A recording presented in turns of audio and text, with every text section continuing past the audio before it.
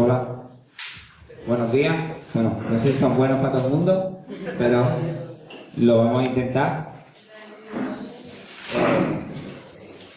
Las personas que tenemos aquí con nosotros hoy son Gloria y Nuria y Luisa. Nuria y Luisa. Eso, perdonad. Y igual que son ellas, pienso que podrían haber sido cualquiera otra de las personas que desde hace unos años participan de manera activa en el movimiento social que se define como Marea Verde y que viene defendiendo, denunciando y luchando en el último tiempo contra las medidas de recorte, la situación de crisis, la degradación del sistema público e institucional, y que además en esta última fase del movimiento también está intentando construir una alternativa educativa desde abajo y con las partes, digamos, últimas de la jerarquía educativa, que son los maestros y los funcionarios que se dedican a ella, y que quiere responder de manera autónoma a sus propias necesidades y a las necesidades de las personas con las que trabajan cada día. Creemos que su perspectiva es realmente indispensable en un proceso como en el que venimos practicando este fin de semana, en el sentido de que queríamos analizar la educación y el momento social desde un punto de vista altamente político, y nadie está más politizado que ellos y ella ahora mismo en el tema educativo. Entonces, su experiencia, su perspectiva y el aporte que van a hacer creo que es fundamental, más aún cuando de alguna manera ya consensuamos entre todos y todas que ha llegado un momento en el que nos hemos dado cuenta que la educación y la política no pueden desvincularse en la medida en la que pertenecen a nuestra cotidianidad y tal, ¿no? Y nada, sin más preámbulos, pues le damos paso a ella con un aplauso.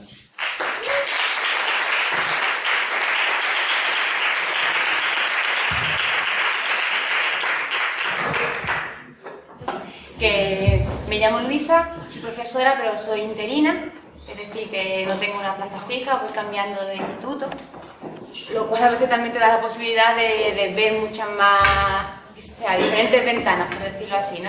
Cada centro es un mundo. Entonces, bueno, el instituto tiene sus cosas buenas y sus cosas malas. La buena es esa, que institutos que funcionan bien, institutos que hay muchas cosas que mejorar, un poco la diferencia entre un interino y un funcionario, ¿no? La movilidad. Bueno, y me llamo Nuria, yo soy profesora de secundaria, pero ya sí estoy fija, soy funcionaria, aunque no siempre estoy cómoda con esa etiqueta, pero bueno, la verdad es que lo soy. Soy también de lengua castellana y literatura, y bueno, ahora coincide que estoy trabajando con adultos, estoy trabajando en la ESPA, en la educación secundaria para adultos, y bueno, militamos hace tiempo ahí en la Marea, y aparte tenemos otros espacios de militancia más individuales, pero ahí es donde nos hemos encontrado. Entonces, pues muchas gracias por invitarnos y perdonadnos que no hayamos venido a todas las jornadas, porque en realidad iba a venir un compañero que está en Madrid, que ya contaremos en nuestra jornada de la Marea Verde, y no teníamos planeado venir nosotras, así que no hemos podido contar con todo el tiempo para estar aquí con vosotras desde el principio. La verdad es que por ese motivo, si nos repitiéramos en algún tema, o hay algún tema que nosotras sacamos y vosotros ya tenéis bastante discutido, etc., interrumpidnos y no lo decís por si no queremos ser casalillas. Bueno, voy a empezar simplemente presentando un poco lo que es la Marea, ¿no? Cómo surge y cómo nos organizamos. Surge a partir del movimiento 15M en la Comisión de Educación. Entonces, en abril de 2012, cuando se anuncian ya los recortes en educación a partir de un Real Decreto, en concreto el 14 del 2012, cuando, bueno, esa rama del 15M se unifica en lo que es la Marea, mediante varias asambleas, la primera bastante multitudinaria. La siguiente punto sería un poco el quiénes somos. Supuestamente era y es un movimiento abierto, intentamos que sea abierto para toda la comunidad educativa. La realidad es que la mayoría somos docentes, tanto profesores y profesoras, maestros y maestras. Intentamos abrir todo lo que podemos a los padres, pero es verdad que, bueno, no participan todo lo que nos gustaría, aunque también que quizás la culpa venga de todos estos años en los que los padres no tenían cabida en la educación, ¿no? Entonces un poco como ahora os abrimos una puerta cuando a lo mejor hasta ahora siempre la han tenido cerrada, puede ser. También intentamos que sea abierto al alumnado, es decir, a los alumnos y a las alumnas. Cuando vienen los alumnos a las asambleas, la verdad es que es algo muy gratificante porque digamos que ese rol de profesora y alumno se rompe, ¿no? De manera que incluso ya a veces se enseñan, o sobre todo en cosas de activismo más práctico, muchas veces ellos vienen con mucha más ilusión y son los que tiran del carro cuando nosotros estamos un poco más quemados. Entonces las asambleas a las que viene el alumnado son de las más gratificantes. Eso con respecto a quiénes somos. ¿Cómo nos organizamos? ¿Cómo funcionamos? Bueno, lo que intentamos, y creo que eso sí lo hemos cumplido, es ser un movimiento totalmente horizontal, asambleario, de manera que cualquiera que venga a las asambleas pueda participar, pueda proponer ideas. Esto tiene sus ventajas y sus inconvenientes. Inconvenientes es que a veces pues nos encontramos que a las asambleas, si vienen con casos particulares, casos concretos, problemáticas muy concretas, como a lo mejor en 2012 vino gente del conservatorio que se había quedado sin plaza, alumnos que habían aprobado no tenían plaza en el conservatorio. Este año, en abril, también nos encontramos alumnos que venían de un módulo superior de diseño gráfico y moda, que es algo que va a desaparecer ahora cuando está en la 11, ¿no? Entonces nos vienen con sus problemáticas, intentan, bueno, que la Marea Verde responda y haya un poco de colaboración. La verdad es que luego no tenemos tanta fuerza como se cree la gente cuando viene a las asambleas, tampoco somos los que somos, no somos muchos más. Y bueno, eso, intentamos apoyar mediante manifiestos, manifestaciones, asambleas, pero luego es verdad que la gente no se suma al carro. Eso quizás sea un problema de cualquier, supongo, de cualquier marea y de cualquier movimiento social. Tengo un problema, intento buscar una solución y una de dos, o consigo la solución y me voy, o lo peor aún es que no la consigo, pero así todo me canso y me bajo del carro. Entonces yo creo que el término marea nos viene perfecto porque exactamente somos una ola que sube y baja. Entonces hay veces que estamos muy bajitos y otras veces subimos. O sea que el funcionamiento es horizontal y eso, y vamos subiendo y bajando, fluctuando con una diferencia abismal a veces. En cuestión de meses podemos tener asambleas multitudinarias y otras veces las que somos las mismas caras de siempre. Funcionamos también mediante el blog, que si el compañero lo puede dar, ¿no? Por si... es decir, aquí en Marea Verde Málaga, ¿no? Nosotros trabajamos con asambleas. ¿Cómo trabajamos con el resto de Andalucía o incluso a nivel nacional? Claro, la verdad es que las redes sociales, ahí está la clave, ¿no? Por ejemplo, mediante el blog, todo lo que se hace, por lo menos en la provincia de Málaga, aparece ahí reflejado. Entonces, bueno, es un poco la herramienta principal. La relación con otras mareas es bastante importante, ya que lo que compartimos en general siempre es apostar por lo público. Si vamos con sanidad, si vamos con la marea naranja de los servicios sociales, lo que tenemos en común es que apostamos por lo público. Entonces la verdad es que hay bastante interacción entre las distintas mareas. Con respecto a los objetivos de la marea, bueno, quizás se han ido añadiendo objetivos sobre la marcha, que a mí la verdad es que últimamente es lo que más me está gustando un poco del movimiento, porque es cierto, las primeras asambleas eran multitudinarias, pero hay que reconocer que gran parte del profesorado que iba a la asamblea era por un problema solamente puramente económico, ¿no? Bueno, pues nos quitan las pagas extras, nos quitaron algún porcentaje más, la verdad es que yo no sé muy bien, nos han quitado tantas cosas que ya me despisto un poco, ¿no? Pero me parece justo y digno luchar por yo tengo unas condiciones laborales, las voy a pelear, ¿no? Pero me parece que hay mucho más en la educación y quizá eso, bueno, los compañeros de gremio a veces no lo perciben, ¿no? O no lo percibimos, no sé. Entonces, con respecto a los objetivos, ¿no? Por un lado, ¿verdad?, la parte laboral y puramente económica. En mi caso, que soy interina, bueno, a partir del Real Decreto este que hemos comentado antes, 4.502 plazas de profesores de secundaria fueron suprimidas. Cuando luchábamos por esas plazas siempre teníamos claro dos cosas. Una era un problema laboral, es decir, bueno, yo que soy interina me quedo en la calle, pero sobre todo hay un problema mucho más importante y es que en las aulas de secundaria faltaban y siguen faltando 4.502 profesores. Ahí está el daño, no que yo me quede en mi casa con un problema laboral, sino sobre todo que es que faltan profesores en las aulas. Si aumenta el alumnado y bajan los profesores, la resta es fácil, lo que ha aumentado es la ratio. Estamos encontrando clases con 33, 34 alumnos con su problemática, que ahora ya lo trataremos en los siguientes puntos, ¿no? Entonces, bueno, con respecto a los objetivos laboral, primero que se reincorporen todos aquellos compañeros que han sido destituidos de su trabajo. Hemos dicho estos 4.500 de secundaria, porque es verdad que quizá la mayoría son de secundaria en el movimiento, pero en primaria este año se han quedado fuera 830 compañeros maestros y maestras. La justificación de estos últimos maestros ha sido simplemente, bueno, que en los centros de primaria, cuando hay 6 compañeros mayores de 55 años, salta un compañero más para que cumplan esas horas que al ser mayores de 55 años trabajan 2 o 3 horas menos semanales. ¿Cómo los sustituyen? Mediante un compañero. Bueno, pues ese compañero este año han decidido que no se incorporan a los centros. 4.500 de secundaria, 830 de primaria, son muchas plazas de profesores o de maestros en este caso. Lo que falta con respecto al objetivo, bueno, pero el principal es la incorporación de todos los compañeros.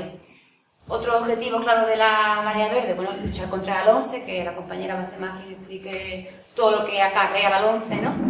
Y bueno, y el último objetivo, que a mí la verdad es que últimamente el que más me está apasionando, es qué educación queremos, ¿no? Lo que hemos comentado es que no sabemos exactamente lo que estudiáis sabiendo aquí, ¿no? Pero el principal problema que vemos nosotros dentro de la Marea Verde, que apuesta por una educación pública de todos y para todos, es qué educación queremos, pero dentro de la pública. Claro, yo puedo tener muchas ideas en mi cabeza, pero llego a un centro, y más en mi caso, que soy interina, que a veces llego ya con el curso empezado, con una programación totalmente cerrada, con unos objetivos, unos criterios de calificación, es decir, con un pie puesto en la nuca, que no puedes salirte de nada, pero absolutamente de nada. A veces uno intenta hacer de su clase un pequeño oasis, bueno, tú consideras que es un oasis, mejor para los alumnos no lo es, ¿no? Pero bueno, tú intentas hacer algo distinto, también es un poco peligroso, porque es como, bueno, esta clase ¿por qué trabaja así? Esa clase trabaja de otra manera. Entonces, el qué educación queremos, la verdad es que ahí tenemos muchísimo que trabajar. Yo creo que, bueno, llevamos poco tiempo, a fin de cuentas, ¿no? Pero bueno, ese sería uno de nuestros objetivos. ¿Qué educación queremos? Y sobre todo luego, ¿cómo la llevamos a nuestras aulas? Pues yo creo que la presentación de un poco de quiénes somos, a dónde vamos y eso está más o menos vista, ¿vale? Invitamos a ver el blog y el Facebook. Claro, ¿no? sí. Bueno, pues yo iba ahora a hablar un poco, ¿no?, de... creo que uno de los logros, sí, para no ser muy humilde desde el principio, creo que uno de los logros de la Marea sí que ha podido ser el volver a traer a la escuela, el volver a traer a la sociedad la discusión sobre la escuela. Creo que hace mucho tiempo, por determinadas condiciones sociales, económicas, etcétera, hacía mucho tiempo que no se hablaba de la escuela en la sociedad, que la escuela no tenía lugar ni en los periódicos, ni en los medios de comunicación, ni... no era un tema de conversación habitual, y creo que bueno, que eso al menos sí lo hemos conseguido. No podemos decir que hayamos tenido grandes victorias a nivel pues laboral, ¿no?, de derechos laborales de los profes y de las profas, pero al menos creo que sí hemos traído el discurso sobre la educación otra vez a la sociedad, y creo que eso sí que puede ser bastante enriquecedor, porque hace tiempo que estábamos, creo que muy dormidas, ¿no?, en el sentido de entender la democracia, etcétera, como una delegación. Es decir, cómo delegar en otros lo que creo que se podría hacer, ¿no? Entonces, pues, creo que al menos eso sí se está hablando, ¿no? Por supuesto, nosotros siempre defendemos, desde la Marea defendemos lo público, sabiendo que todo esto entraña una gran contradicción. Quiero decir que bueno, ahora mismo para nosotros la escuela pública es la escuela estatal, y realmente con eso no estamos del todo de acuerdo. La escuela estatal, creo que, sobre todo en ciertos contextos, aquí casi todos estaremos de acuerdo que la escuela estatal es una correa de transmisión de ciertos valores estatales con los que podemos, desde luego, no estar en absoluto de acuerdo.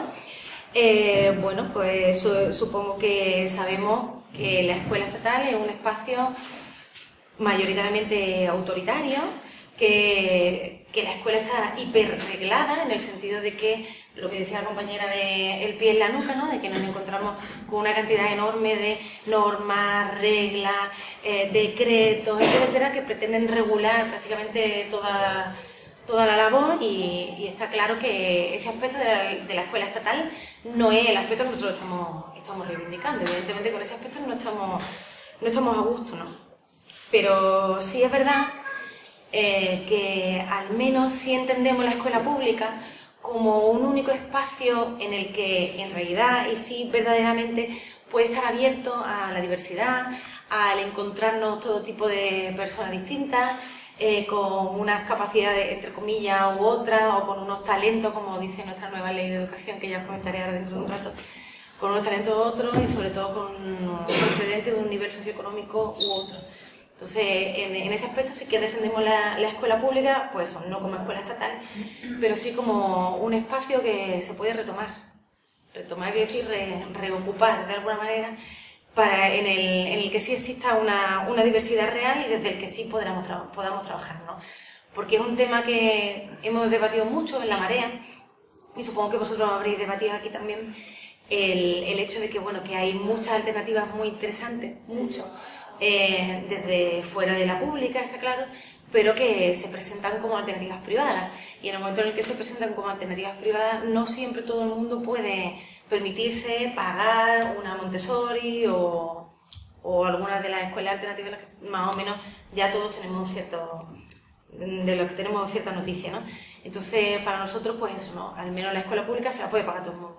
Y creemos que al menos de ese espacio pues se puede reocupar ese espacio con sus dificultades y con sus contradicciones, evidentemente, ¿no? Sabemos que hay poco interés institucional por la escuela, más allá del que sirva un poco de guardería cárcel, que ahora después hablaremos también de eso, y que bueno, que a veces este desinterés institucional puede servir de oportunidad para crear los oasis esos de la que hablaba mi compi, ¿no? Como a veces pues el hecho de que no le importemos mucho a casi nadie puede hacer que realmente podamos hacer algo diferente o que podamos plantear alternativas, quizá desde pequeñas islas, ¿no? Que puede ser una sola clase, o incluso si un centro entero se pone de acuerdo, pues un centro completo, ¿no? Pero bueno, al menos ese desinterés institucional pues podemos utilizarlo. Sabemos además que, bueno, como si estamos todos de acuerdo en La Marea, y aunque cada uno proceda de un espacio de activismo distinto, sí hay una cosa que sí coincidimos, y es que la educación debe ser laica y que la escuela concertada en España, que el 80% es religiosa, que es algo que no ocurre en el resto de Europa, excepto en Bélgica, y la privada, totalmente privada, en el resto de Europa pues prácticamente residual, incluyendo el Reino Unido, bueno, o como ocurre como en Francia, ¿no? Que la escuela de élite, entre comillas, es la escuela pública, ¿no? Pues ahí sí que coincidimos en que la escuela concertada no debe seguir recibiendo dinero público, desde luego, y que la educación debe ser laica y igualitaria, ¿no? Que ya volveremos a hablar de eso también. Tocando recortes. Venga. Bueno, me toca hablar de los recortes porque, claro, La Marea, como comenté antes, surge a partir de los recortes, independientemente de que ahora ya estemos en qué educación queremos. Así que yo vuelvo a pedir perdón porque creo que allí tuvisteis un poquito de fiesta, y esto quizás yo espero hacerlo no técnico, sobre todo no aburrido, vaya. Yo voy a intentar, no prometo nada. Principalmente nosotros partimos a partir de un real decreto, ¿no? En el que en secundaria se aumentan 2 horas, las horas lectivas, lo que se traduce básicamente es en que 4.502 compañeros se quedan en la calle, lo que hemos comentado este año de 230 maestros. Ante este despido, bueno, supuestamente no es despido porque supuestamente como somos interinos, simplemente lo que hacen es que dejan de contratarnos, ¿no? Pero bueno, eso es otra forma de verlo. Ante esta situación, bueno, pues el activismo fue la solución perfecta. Hicimos distintas acciones, lo típico que todo empieza poco a poco, ¿no? 4 manifestaciones, una pequeña concentración, hasta que vimos que esto no tenía sentido y decidimos otro tipo de acciones. Por ejemplo, en Sevilla, los compañeros, los interinos, nos encerramos en la Corral Utopía. Además nos pareció un enclave perfecto para unir un poco la idea de gente con una problemática mucho más seria que la nuestra, porque era gente desahuciada, es decir, su problema no tenía nada que ver con el nuestro, pero sí un poco, bueno, vosotros estáis desahuciados, nosotros también estamos desahuciados de la educación, y entonces se hizo una simbiosis bastante llamativa, ¿no? Entre madres con sus niños allí desahuciados y profesores, ¿no? Que a lo mejor hasta hace 2 días a veces somos casi personas contrarias, ¿no? En plan de otros que sois profesores que tenéis un estatus, esta imagen que tienen un poco del funcionario, un estatus superior, y de repente estábamos ahí codo con codo, sin agua, sin luz. Entonces fue una cosa bastante llamativa. De hecho, los vínculos siguen estando.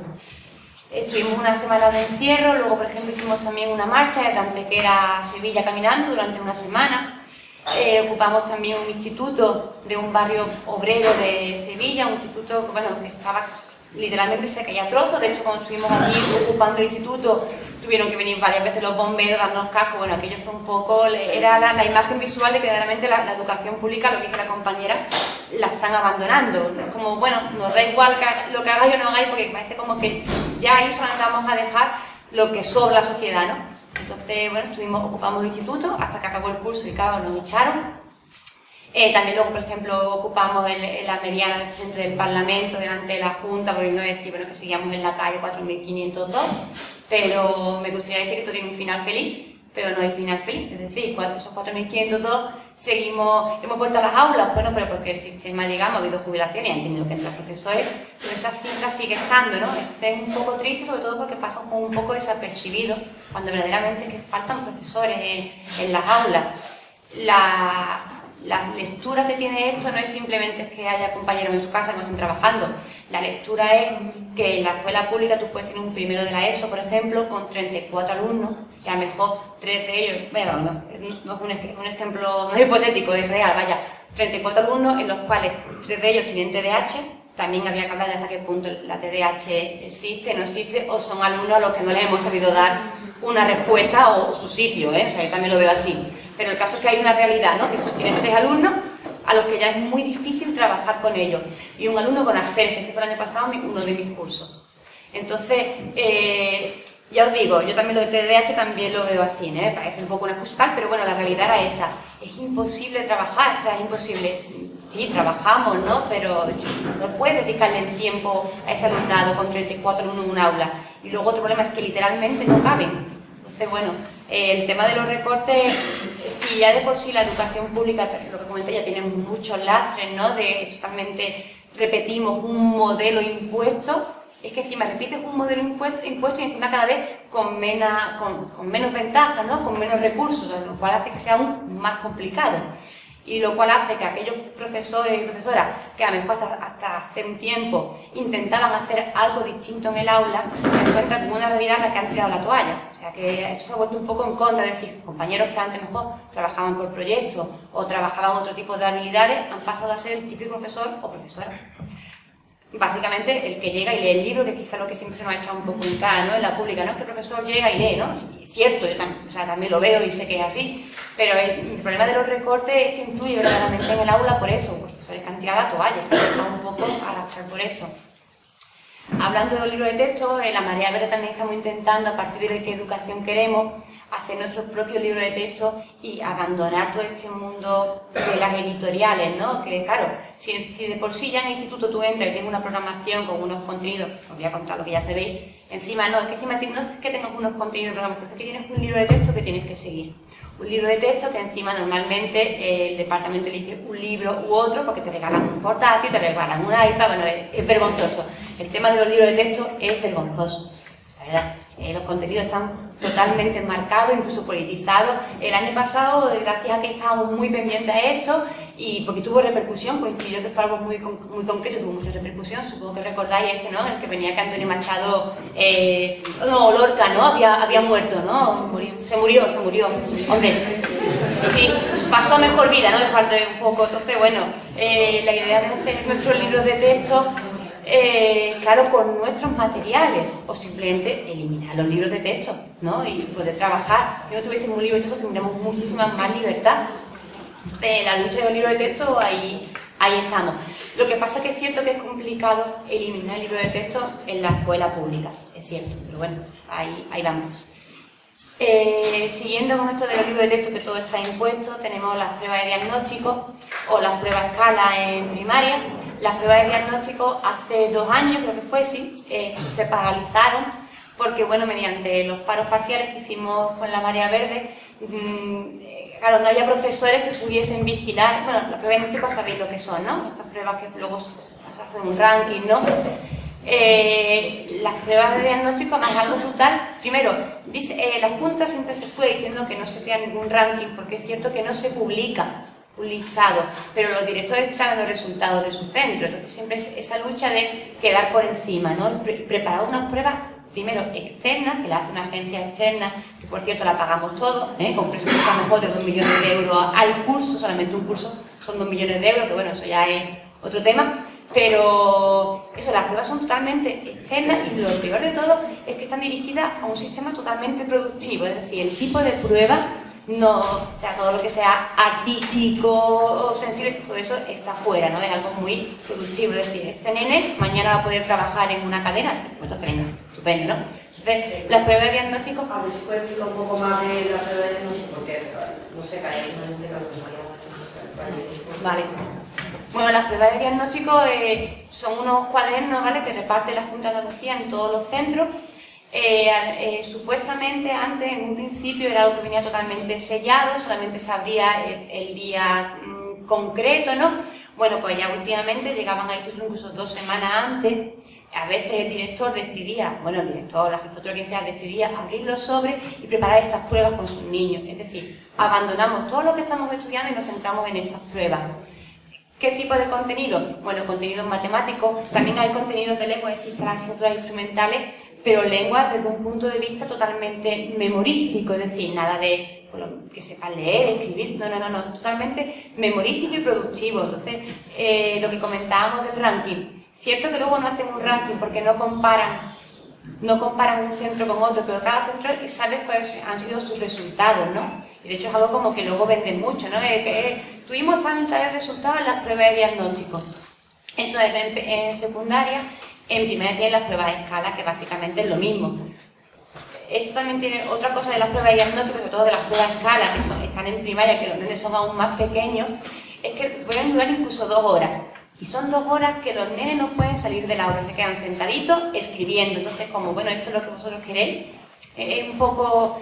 es decir, ellos consideran, ¿no?, esta gente que hace las pruebas, que es una agencia externa, que no somos nosotros los profesores ni los maestros, consideran que eso es un aula en la que tienes a un nene 2 horas sentado sin poder levantarse, porque como supuestamente es algo oficial, no pueden copiarse, es decir, están 2 horas escribiendo un cuadernillo. Eso es básicamente la prueba de diagnóstico y la prueba de escala. La prueba de diagnóstico ahora mismo está eliminada, pues las pruebas de escala las volveremos a tener este año en abril o mayo. ¿Perdona, es algo nuevo o no? No, la prueba de eso lleva unos años. Lo que pasa es que el curso, antes la prueba de escala se hace en segundo, ahora me parece en que este año segundo. se hace en tercero. Y otro año también se hizo en cuarto, ¿no? También me parece. Yo que en primaria no se hace. Y este año, en secundaria, este año anterior, recibimos en secundaria recibimos en los centros una circular de la Junta de Andalucía diciendo que porque como había habido un cambio de ley, es decir, poniendo las cosas de la LOMCE, ¿no?, pues que este año no se iban a realizar las pruebas de diagnóstico en los institutos de secundaria. Que bueno, que realmente la LOMCE, ahora después lo veremos un poco, ¿no?, la LOMCE justamente anima a realizar más pruebas supuestamente objetivas, ¿no? Entonces, bueno, al menos se ha conseguido que no se hagan en la secundaria, pero en la primaria sí, en la primaria se van a seguir y la LOMCE anima a que se hagan todas las pruebas supuestamente objetivas que sean necesarias, porque la LOMCE sí que va a establecer una serie de rankings y de institutos guetos y institutos élite que eso sí van a ser datos publicables y públicos, no los datos de alumnos y alumnas concretos, pero sí el ranking de centros, con lo cual... ¿La prueba de diagnóstico se contempla en la ley de la LOE? Sí. Entonces, como docente no te puedes negar. No. Eso iba a preguntar, ¿qué le pasa al centro si se niega a hacer las pruebas? Bueno, ¿cuento con lo mío? venga, vale, cuenta tú, sí, Bueno, nosotros... Sí, está bien, interrumpirnos por eso porque a veces no sabemos si... Pues os cuento un poco la experiencia que tuve en mi centro. Yo trabajo en los manantiales, en Torremolinos, ¿vale? Entonces, pues nosotros queríamos negarnos a hacer las pruebas de diagnóstico, cosa que no podíamos hacer. De hecho, pues recibimos algunas llamadas pues de las asociaciones de padres muy cercanas al PSOE, ya sabéis a lo que me refiero, supongo, y de algunas personas, ¿no?, que decían que, bueno, que igual que nadie se podía, que los padres no se podían negar a que su hijo hiciera la asignatura de ciudadanía, pues igual nosotros no nos podíamos negar a poner las pruebas de diagnóstico, simplemente pues estamos obligados y está en la ley. Simplemente, entonces la Marea Verde con algunos sindicatos propuso unos paros parciales que eran justamente los mismos que ocupaban justamente las horas en las que se iban a realizar las pruebas de diagnóstico. Entonces, ¿qué ocurrió? Que en algunos centros se paralizaron las pruebas de diagnóstico, algunos centros que estaban más ideologizados a lo mejor, que habían hecho más trabajo de asambleas de centro, etcétera.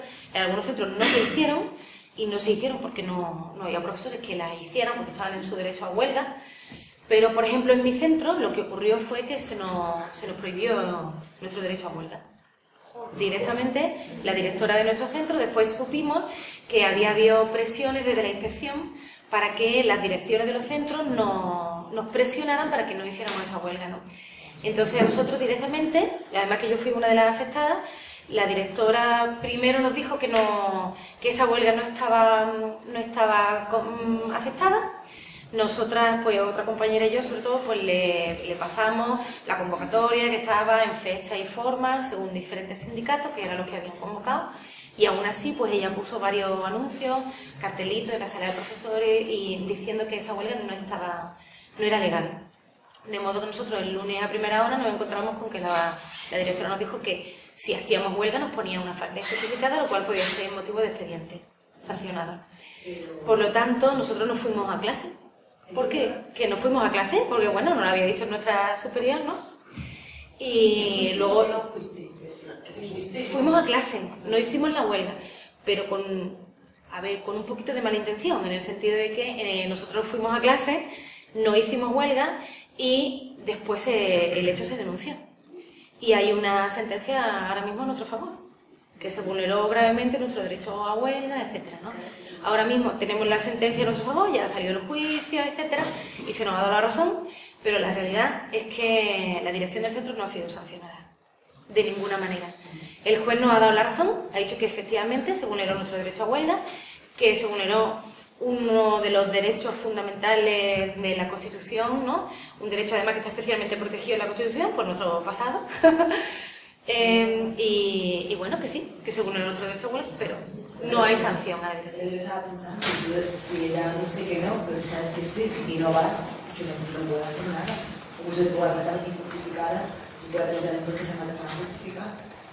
Claro, por eso lo hicimos, en realidad, ¿no? Si hubiéramos desobedecido, en ese momento, pues luego todo se habría solucionado, porque esa desobediencia, como estábamos en nuestro derecho, pues ahí no habría pasado nada. El hecho de que nosotros fuimos a clase y obedecimos fue luego lo que nos dio pie a poder denunciar. Y aquí hubiera una sentencia ya a nuestro favor. Por eso digo lo de las malas intenciones, entre comillas, ¿no?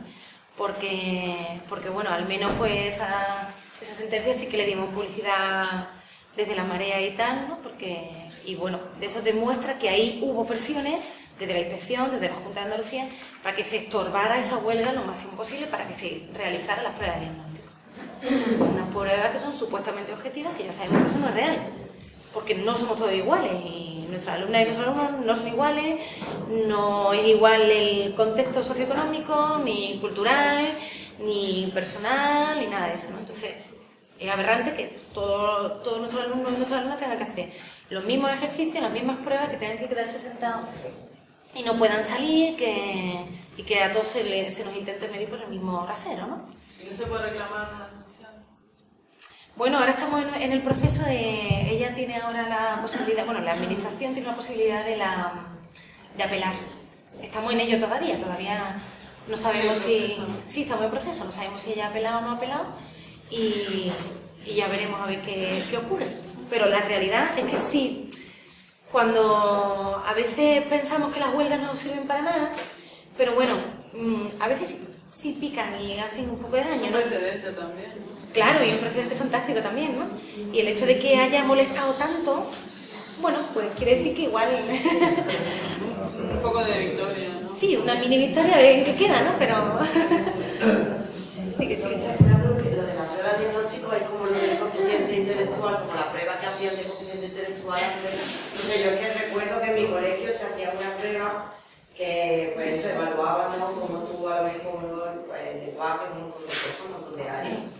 No sé, que no sé si se asemeja a eso o... Todo esto viene de la... También lo habían hecho en el colegio cuando erais Yo sí recuerdo de haber hecho también un cuadernillo, vaya. Sí, pero la diferencia, al menos que yo recuerde, cuando yo lo hacía, se suponía que tenía una finalidad de orientación, ¿no? Y hoy en día esto viene un poco por lo del informe PISA, que no sé si lo habéis escuchado, ¿no? Yo traía, pues si queréis, hay un poco de documentación, ¿no? Yo la traigo por ahí. Lo del informe PISA viene de la OCDE, ¿no? La OCDE está clarísimo lo que es y ella misma no lo oculta. Un segundillo, ¿vale? ¿Puedo? Sí, claro. Una pregunta así tonta, que no sé, lo de las pruebas de diagnóstico, ¿qué es para una estadística o para qué es? ¿Cuál es el objetivo? Ahora sí, se hacen estadísticas y teóricamente el objetivo es para saber en qué punto se debe mejorar, en qué punto debe mejorar cada centro, cada profesorado, o sea, el profesorado, etcétera, ¿no? En cuarto de eso existe el primario, ahora sí, como en cada curso. Ahora, se estaban haciendo en secundaria, se estaban haciendo en segundo de la ESO. Y en primaria ha cambiado ahora Yo por en ahí, primaria no sé, la verdad. en 2 cursos de El primaria. segundo es el año pasado. Se están cruzando las voces y no... Luego, otra cosa que también es verdad que los que tenéis hijos o hijas, cuando esto de las pruebas de diagnóstico, las pruebas de escala, empezamos a intentar moverlo un poco, aunque supuestamente nosotros estamos obligados a hacerlas, los padres, aunque la Junta siempre te va a buscar las cosquillas, pero se redactó incluso un documento de manera que los padres pudiesen sentar al hijo de que tuviese que ir a hacer la prueba. Nos siguieron buscando las cosquillas y dijo, bueno, pues simplemente, pues si no me importa, no llevéis ese día al niño al colegio, si le ponen una falta, explica mi niño está mal o lo que sea. Porque es verdad que se intentó hacer legalmente, pero ellos insistían en que no, en que un padre no podía negarse, bueno, ¿cómo voy a negar yo como padre a que mi hijo haga una prueba, no? Sí, pero hubo muchas presiones al respecto. Yo también a padres, porque yo creo que ha sido la lucha en la que más se han unido los padres, sobre todo dependiendo un poco de los centros. En Cádiz, por ejemplo, los padres tuvieron muchísimo peso contra las pruebas de diagnóstico. Bueno, como sabéis también, la presión sobre los padres y la marea estaba ahí también, incluso la marea de Baleares, ¿no? Claro. Cuando hubo una amenaza seria y real por parte del gobierno, según la cual si los padres y las madres no llevaban a su hijo al cole en los días de huelga, amenazaron incluso con quitarle la custodia o multarlo, ¿vale? Entonces, esa es la realidad con la que estamos trabajando, es que esa es la administración. Bueno, os enseño un poco, ¿no? Para que veáis, esto está... ¿Cómo? Sí, esto está en internet, ¿no? No, es de la OCDE un poco para que veáis. Bueno, es simplemente para que veáis un poco de dónde viene la manía por las pruebas objetivas, ¿no? De entrada nos lo venden como algo positivo, ¿no? Como algo que mediría exactamente cuáles podrían ser las necesidades de un sistema educativo concreto, etcétera, ¿no? De hecho, lo de las pruebas objetivas ha sido uno de los principales caballos de batalla de la LOMCE nueva, ¿no? El problema es que de dónde viene eso, ¿no? Las pruebas objetivas vienen de la OCDE, que es la Organización para el Comercio y el Desarrollo. Es decir, tienen un marcadísimo y clarísimo carácter... No sale, ¿no? Bueno, eso está por ahí si queréis, como lo tengo en el pendrive, que le interese. Y tú te lo has grabado, ¿no? Sí. Que le interese. Sí. Pues el caso es que tiene un marcadísimo carácter mercantilista, tiene un marcadísimo carácter de competencia y de crear más que personas más o menos libres, críticas, que se supone que de alguna manera es nuestro objetivo, ¿no? Crear trabajadores y trabajadoras más o menos cualificados para las necesidades del sistema. Cuando hablamos del sistema, pues hablamos para las necesidades de las grandes empresas y las grandes corporaciones, que en realidad se trata de eso, ¿no? PISA lo que intenta medir son las capacidades para, sabiendo, entre comillas, lo menos posible, poder resolver problemas cotidianos que nuestros alumnos no se pueden encontrar en el trabajo, básicamente. Entonces, queda clarísimo que no cabe, en ningún momento, no cabe la diversidad, porque son las mismas pruebas para todo el mundo, no cabe el tener en cuenta el contexto, evidentemente, y no cabe el pensamiento crítico o la creatividad, etcétera, etcétera. Realmente no es esa la intención. Y si miráis el PDF ese, está clarísimo y tampoco intentan esconderse. ¿Qué es eso? Y eso ha sido la motivación, por ejemplo, de la última reforma de la 11 de la ley, ¿no? Bueno, sí que tú sí quieres, por lo menos. De todos modos también, si ya curiosidad, en el blog también aparece recogido una de las cartas que se le envió a la Junta, ¿no? Diciendo, bueno, que por qué la prueba de diagnóstico, sobre todo, claro, achacándole mucho que supuestamente desde aquí se critica mucho al 11 cuando hay parte que ya estaba de antes, todas estas pruebas objetivas. Entonces se le hizo un escrito y la Junta fue respondiendo, entonces como la respuesta de la Junta y nuestra contrarrespuesta, ¿no? La verdad es que está punto por punto, se ve todo el tema este del blog. Sí, lo que no me acuerdo, esta mañana lo está mirando, no sé exactamente qué está apartado. Por ahí está ahí, ¿verdad? Lo digo porque ahí aparece reflejado eso, ¿no? El cómo nosotros no nos podemos negar, los PAEs tampoco se pueden negar, lo de que son 2 horas los nenes sentaditos en la silla, ¿vale? Parece bastante bien. Cómo se asemejan a las pruebas estas que quieren introducir la 11. Y luego otra cosa importante de la AGAEBE, sobre todo, de las pruebas de diagnóstico, que es una agencia externa, que es la AGAEBE, aparte de que nos cuesta un dineral, bueno, así 2 datillos simplemente, por ejemplo, nada más que de 2009 a 2012 nos costó 20 millones de euros, el presupuesto para 2013 era de 4 millones de euros, una agencia externa, que según la Junta dice, bueno, no es una agencia externa, sí, una agencia externa porque los que están trabajando haciendo estas pruebas para el alumno y para las alumnas no son profesores, ni maestros y funcionarios, son gente elegida a dedo. Eso también hay que señalarlo, a todo, ¿no? Bueno, y yo voy a acabar simplemente con el observatorio, ¿vale? Que sería una de las herramientas que utilizamos en Marea Verde, a la que también siempre intentamos abrir mucho a la familia, a los padres, porque el observatorio es simplemente una dirección de correo que se facilita, ¿no?, para que se denuncien todos aquellos casos de recorte o vulneración de ciertos derechos que veamos en los colegios, en los institutos. En el observatorio, que eso sí que lo podríamos intentar... Sí, ahí si vamos bajando, ¿vale? Vemos como... Sí, porque la Carta de Democracia lo va a explicar todo ahora, pero si sigue bajando un poquillo, ¿vale? En el observatorio vemos, por ejemplo, cómo se han reducido las ayudas a las aulas matinales, es decir, que la Marea Verde ya no es solamente las horas de docencia, sino que es que las aulas matinales son importantes para aquellos padres o madres que trabajan y tienen que dejar a los alumnos en el colegio, ¿no? También cómo se han reducido las becas y las ayudas en la escuela pública, también centros en los que es evidente que faltan profesores, es decir, se ven las escalas en cómo ha aumentado el número de alumnado y en cambio ha bajado el número de profesores, por tanto la ratio es obvio que aumenta. Los recortes también, por ejemplo, en los conservatorios, todo lo que sea artístico, es verdad que por eso decimos lo de que la 11 en parte ya está aquí, porque los conservatorios hoy por hoy todavía no se da la 11 y en los conservatorios también faltan ya plazas, o sea, no hay cabida para todo lo que sea artístico. Recortes, por ejemplo, en las aulas de ATAL, ¿no?, que son las aulas de adaptación lingüística.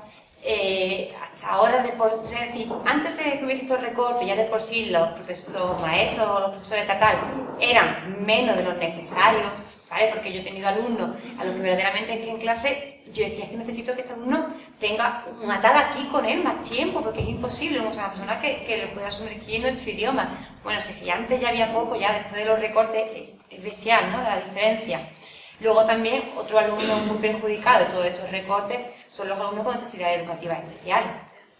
Claro, ahí el recorte es tremendo, todo el tema de PT, por ejemplo, cómo van desapareciendo orientadores, que a lo mejor es un solo orientador para varios colegios, ¿no? Es lo que comentábamos antes, ¿no? Como una prueba objetiva, es decir, no puedes medir a todo el mundo igual, que aparte de las circunstancias sociopolíticas, socioeconómicas, que luego también cada uno tiene su variante, independientemente de lo que hemos comentado antes del TDAH, que a mí también me parece un poco a veces como ponemos una etiqueta, ¿no? Y este alumno como me da problemas se lo manda al PT, no es eso, pero sí que necesitamos cierta ayuda, ¿sabes? Yo quiero mi ayuda dentro de mi aula, es lo que a mí me gustaría, no quiero sacarme a alumnos fuera, quiero que me ayuden a trabajar con todos los alumnos.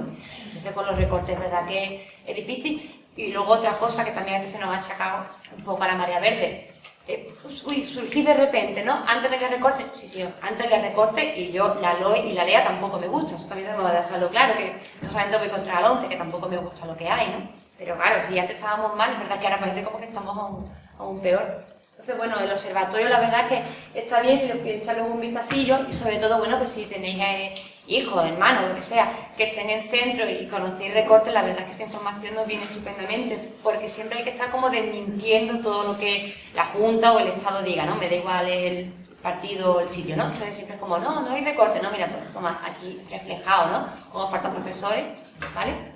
Bueno, básicamente, pues listo, pues ya te dejo aquí lo mismo. Sí. ¿Vale? Bueno, pues yo termino la ronda esta de hablar nosotras sin parar para que podamos empezar a discutir si queréis. Y bueno, hablando un poco de hacia dónde vamos, ¿no? Está claro que es verdad que antes no podemos decir, que es verdad que se ha usado un poco la manera de antes, no podemos decir que la educación que teníamos, la educación pública que teníamos fuera perfecta, evidentemente no. Pero ante el anuncio, por ejemplo, de la LOMCE, ¿no? Pues ya sé que ha empezado la movilización porque todo va siempre a peor, ¿no? Os leo literalmente lo que pone en la LOMCE en exposición de motivos. La educación es el motor que promueve el bienestar de un país. El nivel educativo de los ciudadanos determina su capacidad de competir con éxito en el ámbito del panorama internacional y de afrontar los desafíos que se planteen en el futuro. Ah, perdón. Una de las cosas importantes que dice, el nivel educativo de los ciudadanos determina su capacidad de competir, ¿de acuerdo? Con lo cual, esto es lo que decíamos antes de las pruebas objetivas, supuestamente objetivas. Mejorar el nivel de los ciudadanos en el ámbito educativo supone abrirles las puertas a puestos de trabajo de alta cualificación, lo que representa una apuesta por el crecimiento económico y por un futuro mejor. ¿Vale? Está claro. La verdad es que no se esconden. Y está claro. Es lo que hay ahora. Claro, hay más. Es la primera que uno coge, ¿no? Entonces, realmente, eso es a lo que vamos. Bueno, ya sabéis que la LOMCE ha empezado ya, pues es a lo que vamos. Antes ponía en el primer borrador, ponía la educación es el motor que promueve la competitividad de la economía y el nivel de prosperidad de un país. ¿De acuerdo? Que ni siquiera estamos hablando del viejo ascensor social que podía ser la educación, ¿no? Que sobre eso también hay mucho que hablar, ¿no? Sobre si la educación reglada puede servir un poco de ascensor social para clases a lo mejor más desfavorecidas que puedan un poco ascender, ¿no? Al margen de que eso nos pudiera parecer mejor o peor, o como ya ni siquiera estamos hablando del viejo ascensor social, estamos hablando directamente de formar trabajadores para un estado competitivo. Y básicamente eso está ahí y no se esconden. Y creo que eso es tan flagrante que creo que eso es uno de los motivos que ha movido también a mucha gente a decir, bueno, realmente hay que hacer algo, porque ya es que ni siquiera intentan disimular, ¿no? Entonces, pues bueno, ¿a dónde vamos, no? Pues vamos un poco a... Yo he puesto como puntos calientes, ¿no?, de la LOMCE. Por una parte, yo creo que vamos hacia el abaratamiento de los costes de la educación pública, claramente, lo que ha dicho la COPI de contratar simplemente a menos profesores y profesoras, pues bueno, pues es un abaratamiento de algo que realmente no es tan importante para ellos, ¿no? No se cubren jubilaciones, se reducen los salarios, cuando un profesor o una profesora está de baja, los primeros días se le descuenta un dinero, bueno, se ha aumentado horas de trabajo, se ha bajado el salario, bueno, eso ya supongo que sabéis.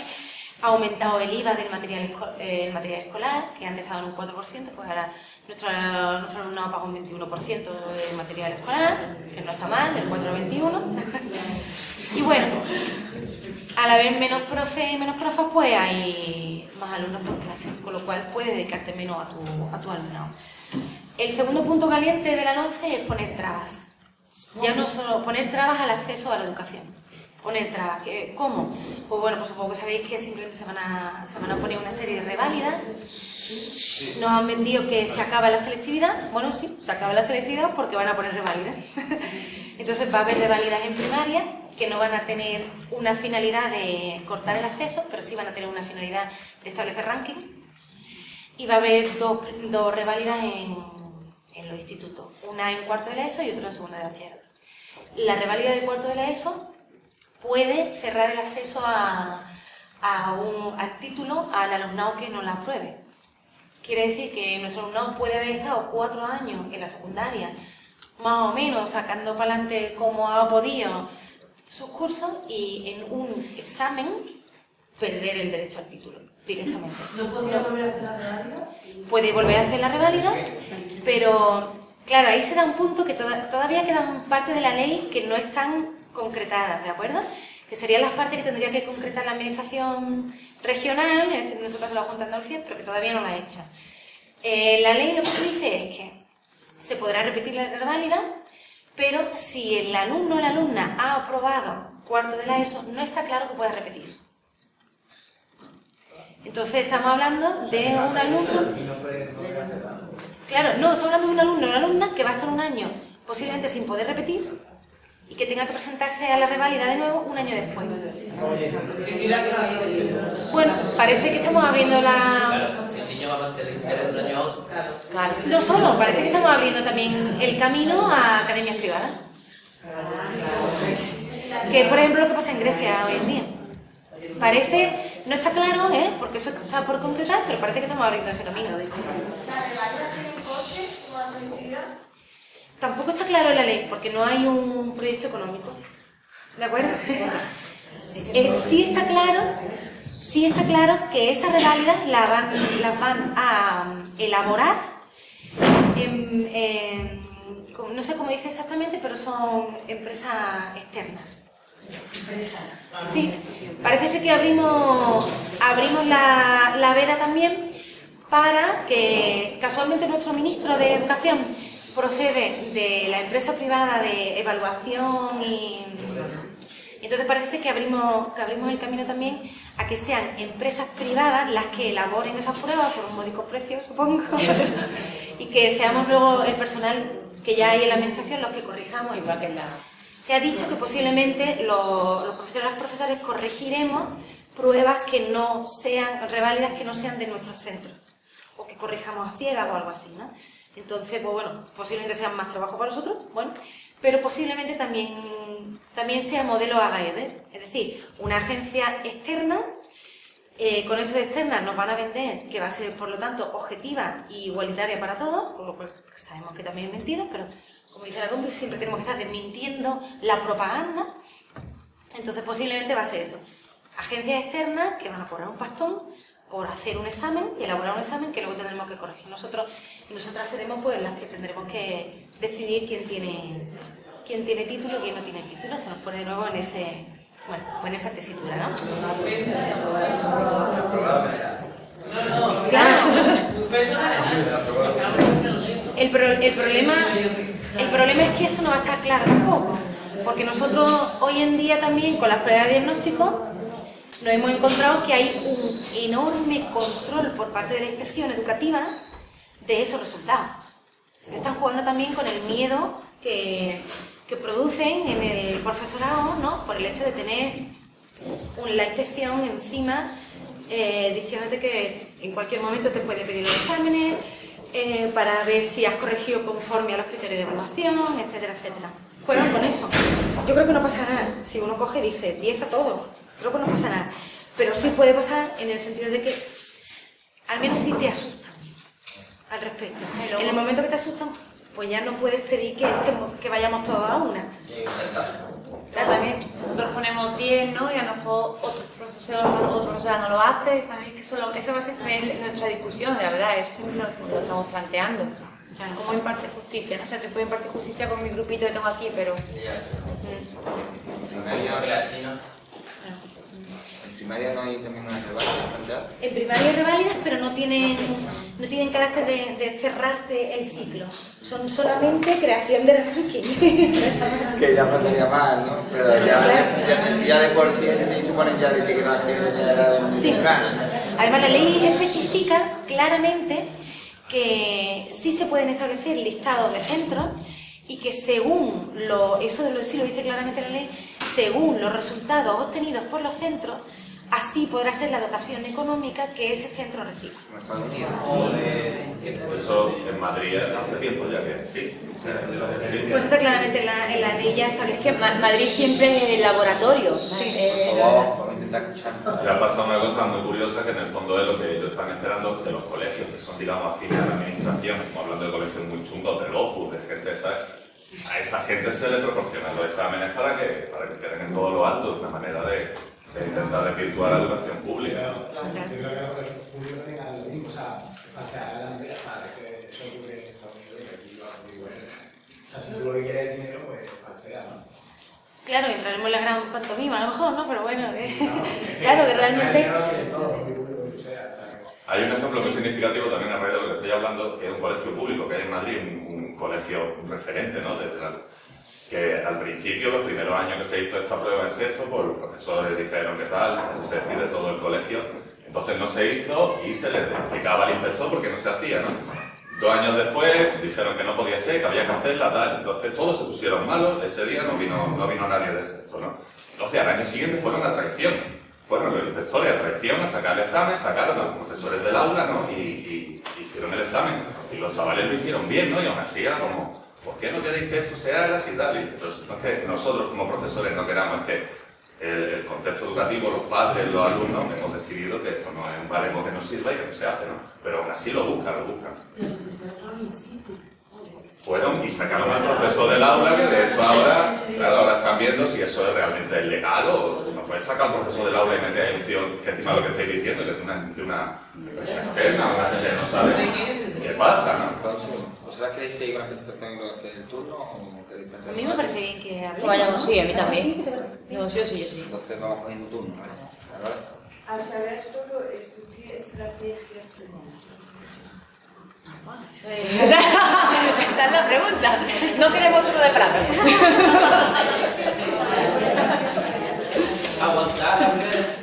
Claro, es el activismo un poco del que estábamos hablando antes, ¿no? Primero, hemos manifestado siempre estar en contra de la LOMCE. Se han pensado estrategias de resistencia a la LOMCE y... En contra, y a favor. Ah, claro, en la última parte de... Ah, claro. O sea, no a favor de la LOMCE, sino a favor del claro. Claro, la idea es que bueno, la marea verde nace un poco en contra, efectivamente, ¿no? Pero la verdad es que se transforma y evoluciona hacia, bueno, pues entonces, ¿qué es lo que queremos, no? Entonces, pues de entrada hemos tenido ya tuvimos un encuentro en Marinaleda, en el que empezamos a trazar qué educación queríamos. Luego este verano ha sido un segundo encuentro en un pueblecito de Galicia, que no recuerdo el nombre, en un pueblecito de Galicia, y ahora los compañeros que iban a venir precisamente hoy no están aquí porque están en un encuentro en Madrid, en la Prosper, pues haciendo un poco eso de, bueno, pues qué es lo que queremos, ¿no? ¿Qué es lo que proponemos? Se proponen, hay mucha documentación, todo eso está en el blog si os interesa, se proponen muchas cosas, ¿no? Se proponen desde una pues, defensa de los derechos laborales también, de los profes y las profes como trabajadoras que somos, hasta una nueva ley de educación que contenga otro tipo de valores, con lo que eso, bueno, todavía se está trabajando en eso, porque eso no es tan fácil. Se está trabajando en una serie de documentos que proponga eso, ¿no? Se propone que desaparezcan los conciertos de la educación religiosa, que la educación sea 100% pública y 100% laica. Se propone terminar con los libros de texto. A raíz de eso, pues este año, por ejemplo, se ha recibido en los centros una circular de inspección también, por ejemplo, digo para que veáis un poco los problemas que se está teniendo, ¿no? Se ha recibido una circular desde la Inspección de Sevilla diciendo que a partir de ahora cada profesor o cada profesora que quiera utilizar un material que no sea un libro de texto debe enviar ese material a Sevilla para que sea validado y que entonces pues que Sevilla dé un poco el permiso para que se pueda utilizar ese material en el aula.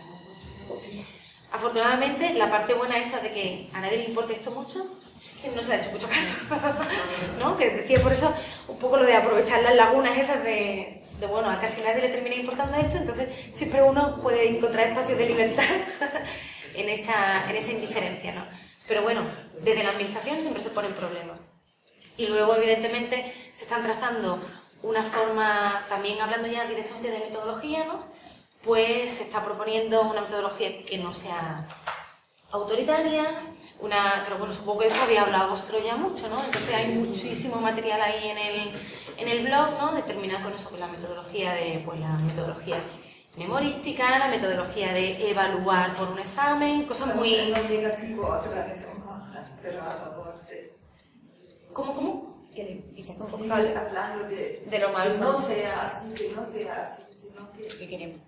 Trabajo por proyectos, por Ah, ejemplo. vale, claro, sí, pero supongo... Es que yo creo que eso había hablado ya Se proponen, por ejemplo, trabajos por proyectos, se propone el funcionamiento de las comunidades de aprendizaje con ciertos matices, ¿no? Porque las comunidades de aprendizaje ahora mismo sí está pasando que la Junta está ahí metiendo un poco mano y está circulando, es como lo vemos desde algunos sitios, ¿no? Y se trabaja desde eso, desde metodologías asamblearias en las clases, por ejemplo, en las aulas, ¿no?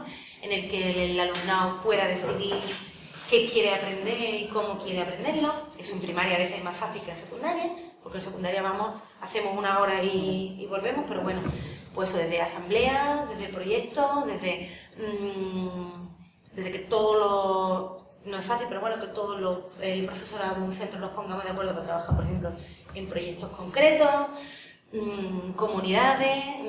¿Tú qué estás? En eso es lo que estamos trabajando ahora para elaborar una serie de documentación. Gracias. Lo que sí se ha hecho ahora ya ha sido elaborar una serie de libros de texto libres, que la María ya lo ha hecho, en muchas asignaturas, ¿verdad que sí? Que ahora mismo sigue los decretos marcados por la ley, lógicamente, ¿no? Pero como un primer paso urgente, para que se puedan utilizar esos materiales y no le cueste nada a nadie. Y todo lo demás, pues más o menos se está trabajando, ¿no? Esperemos las próximas elecciones para ponerlo en práctica. Bueno, no sé si... Bueno, ahí hay diversidad de opiniones dentro de la María, la verdad. Depende de eso. Félix. Sí, bueno, yo voy a agradecer vuestra actitud, yo de hecho estudié en humanidades. ¿Ah, sí? Cuando tenía el título de Teoría y Mundo de España, no sé si... ¿Vale? Sí, ahora un poquito de eso. Pero... Bueno, yo me preguntaba un poco sabemos todas las limitaciones del sistema y en fin, una serie de historias. Entonces, a la velocidad a la que va el cambio, como ya no como docente, sino como padre, supongo que, bueno, esto como tiene una cierta velocidad en cambio, sabemos que los que están a día de hoy, los niños, que son los afectados a la adicción, van a seguir siendo hasta que no cambie. Entonces, como padres y madres, ya no como profesores, ¿qué pensáis de las no escuelas? ¿Sabes? No meterlo en un sitio en el que sabemos que conozcan a país.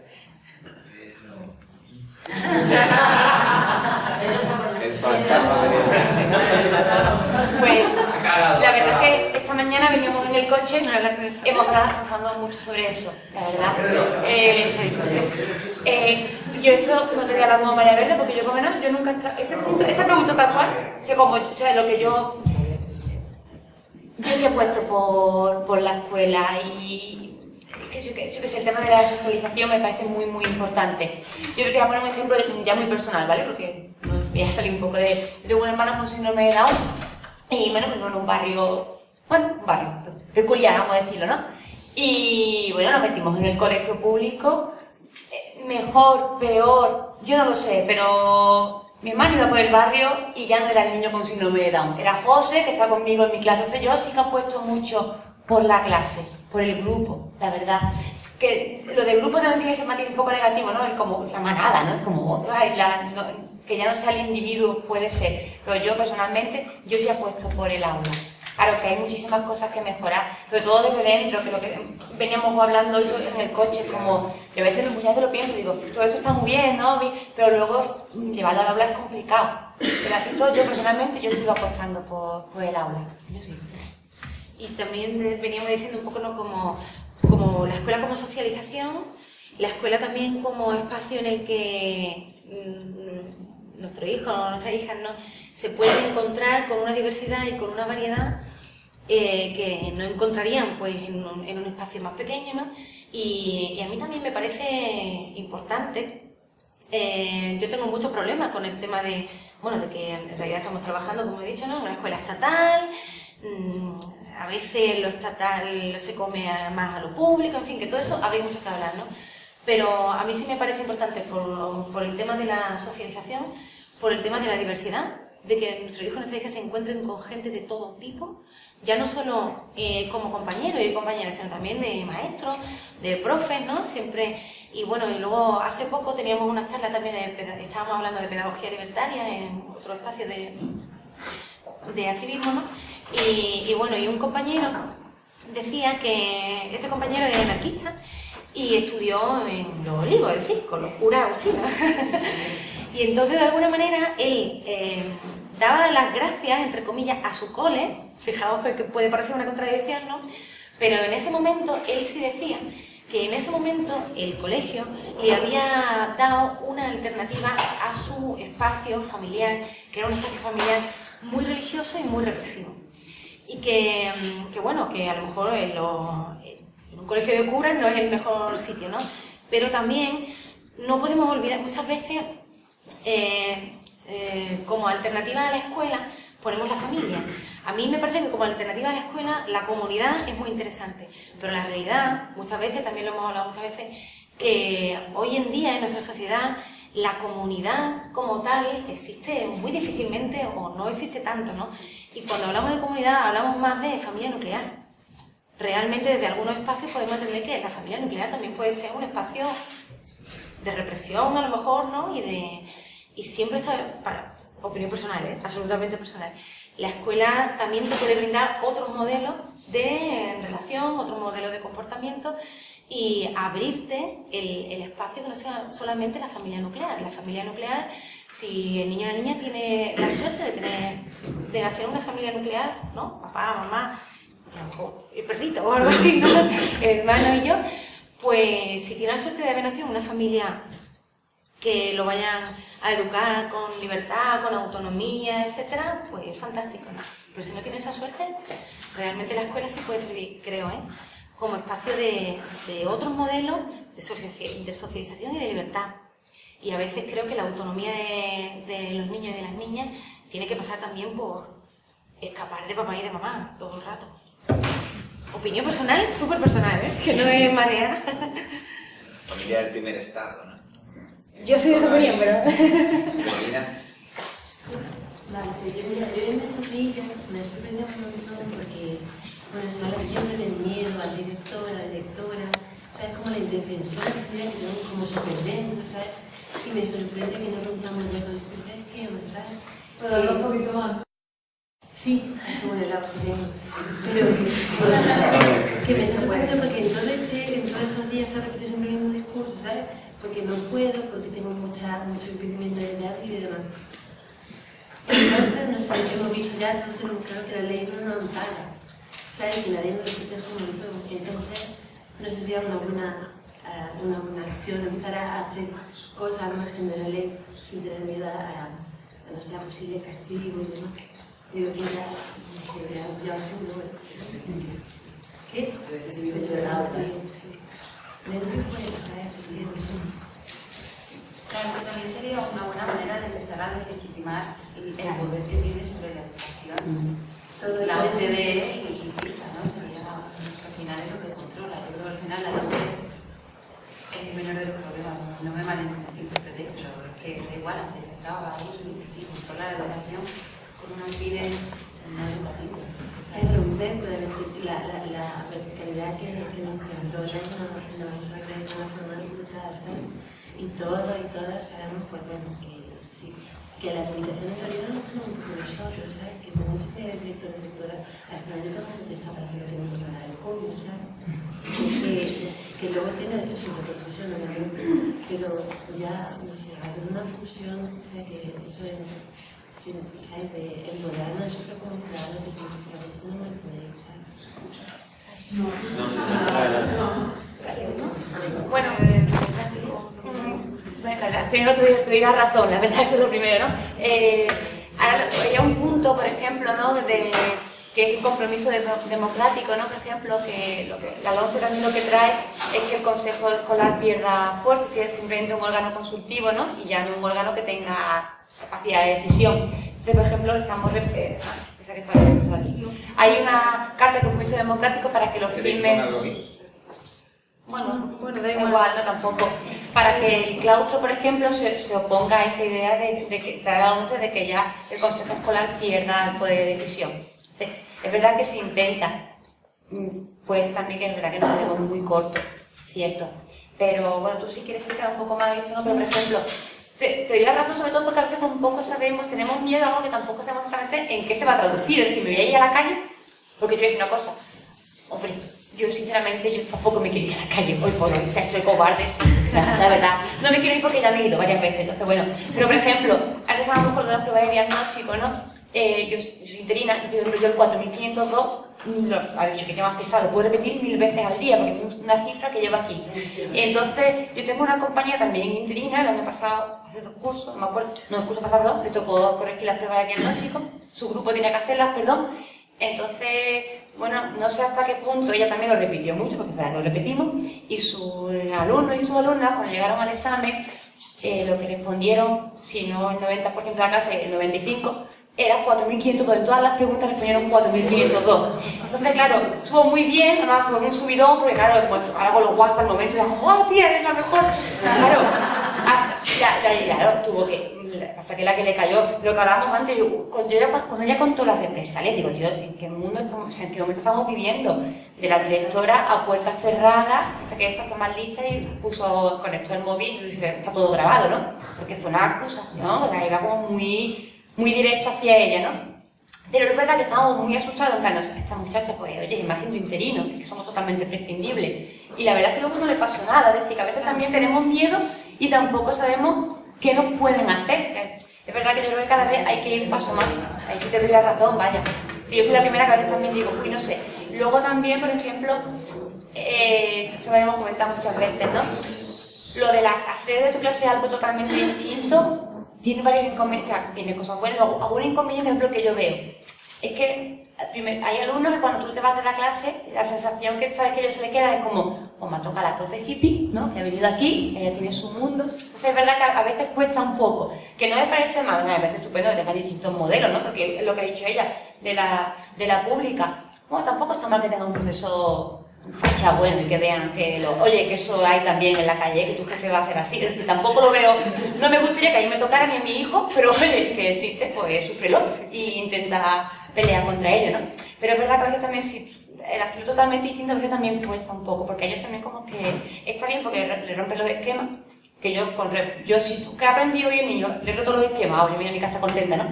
Pero es verdad que claro, como he roto los esquemas, yo me voy a mi casa, pero el muchacho tendrá que digerirlo, entonces también a veces da un poquillo de respeto, no sé, pero vaya que te doy la razón. Sí, bueno, hay una palabra aquí.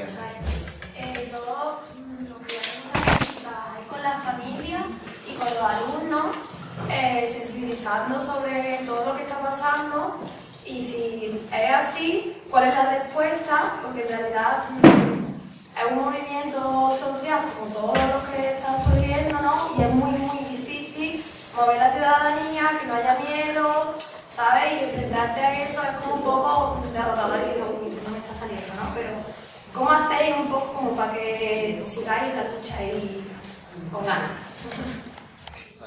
Bueno, espérate con esto. Me va a pasar el último, ¿sabes?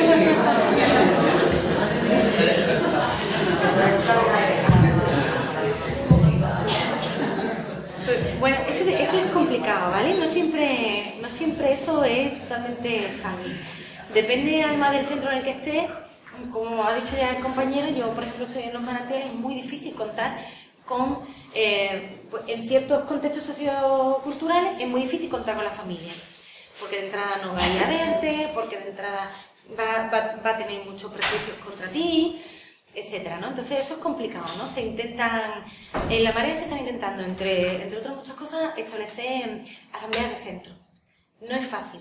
Yo, por ejemplo, llevo ya un tiempo que en los claustros de mi instituto, por ejemplo, pues que ya me voy callándolo, intentando hacer pues cosas un poco que se noten menos porque te quemas. Y en el momento en el que te quemas como activista, entre comillas, ¿no? Pues entonces ya saben que tú eres siempre la que va a decir y tú eres siempre la que en el claustro va. Entonces tienes que buscar otras estrategias. Y las estrategias yo creo que hoy en día con el tema del miedo y tal, tienen que ser estrategias un poco en las que no se te vea mucho el plumero.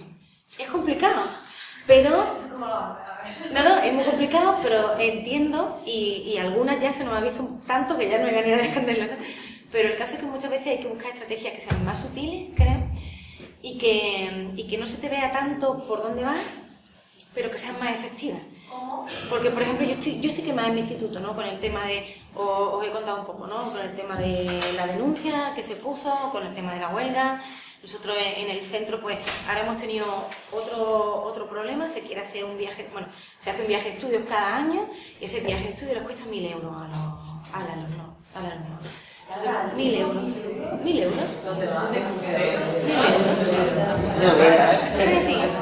Al Caribe,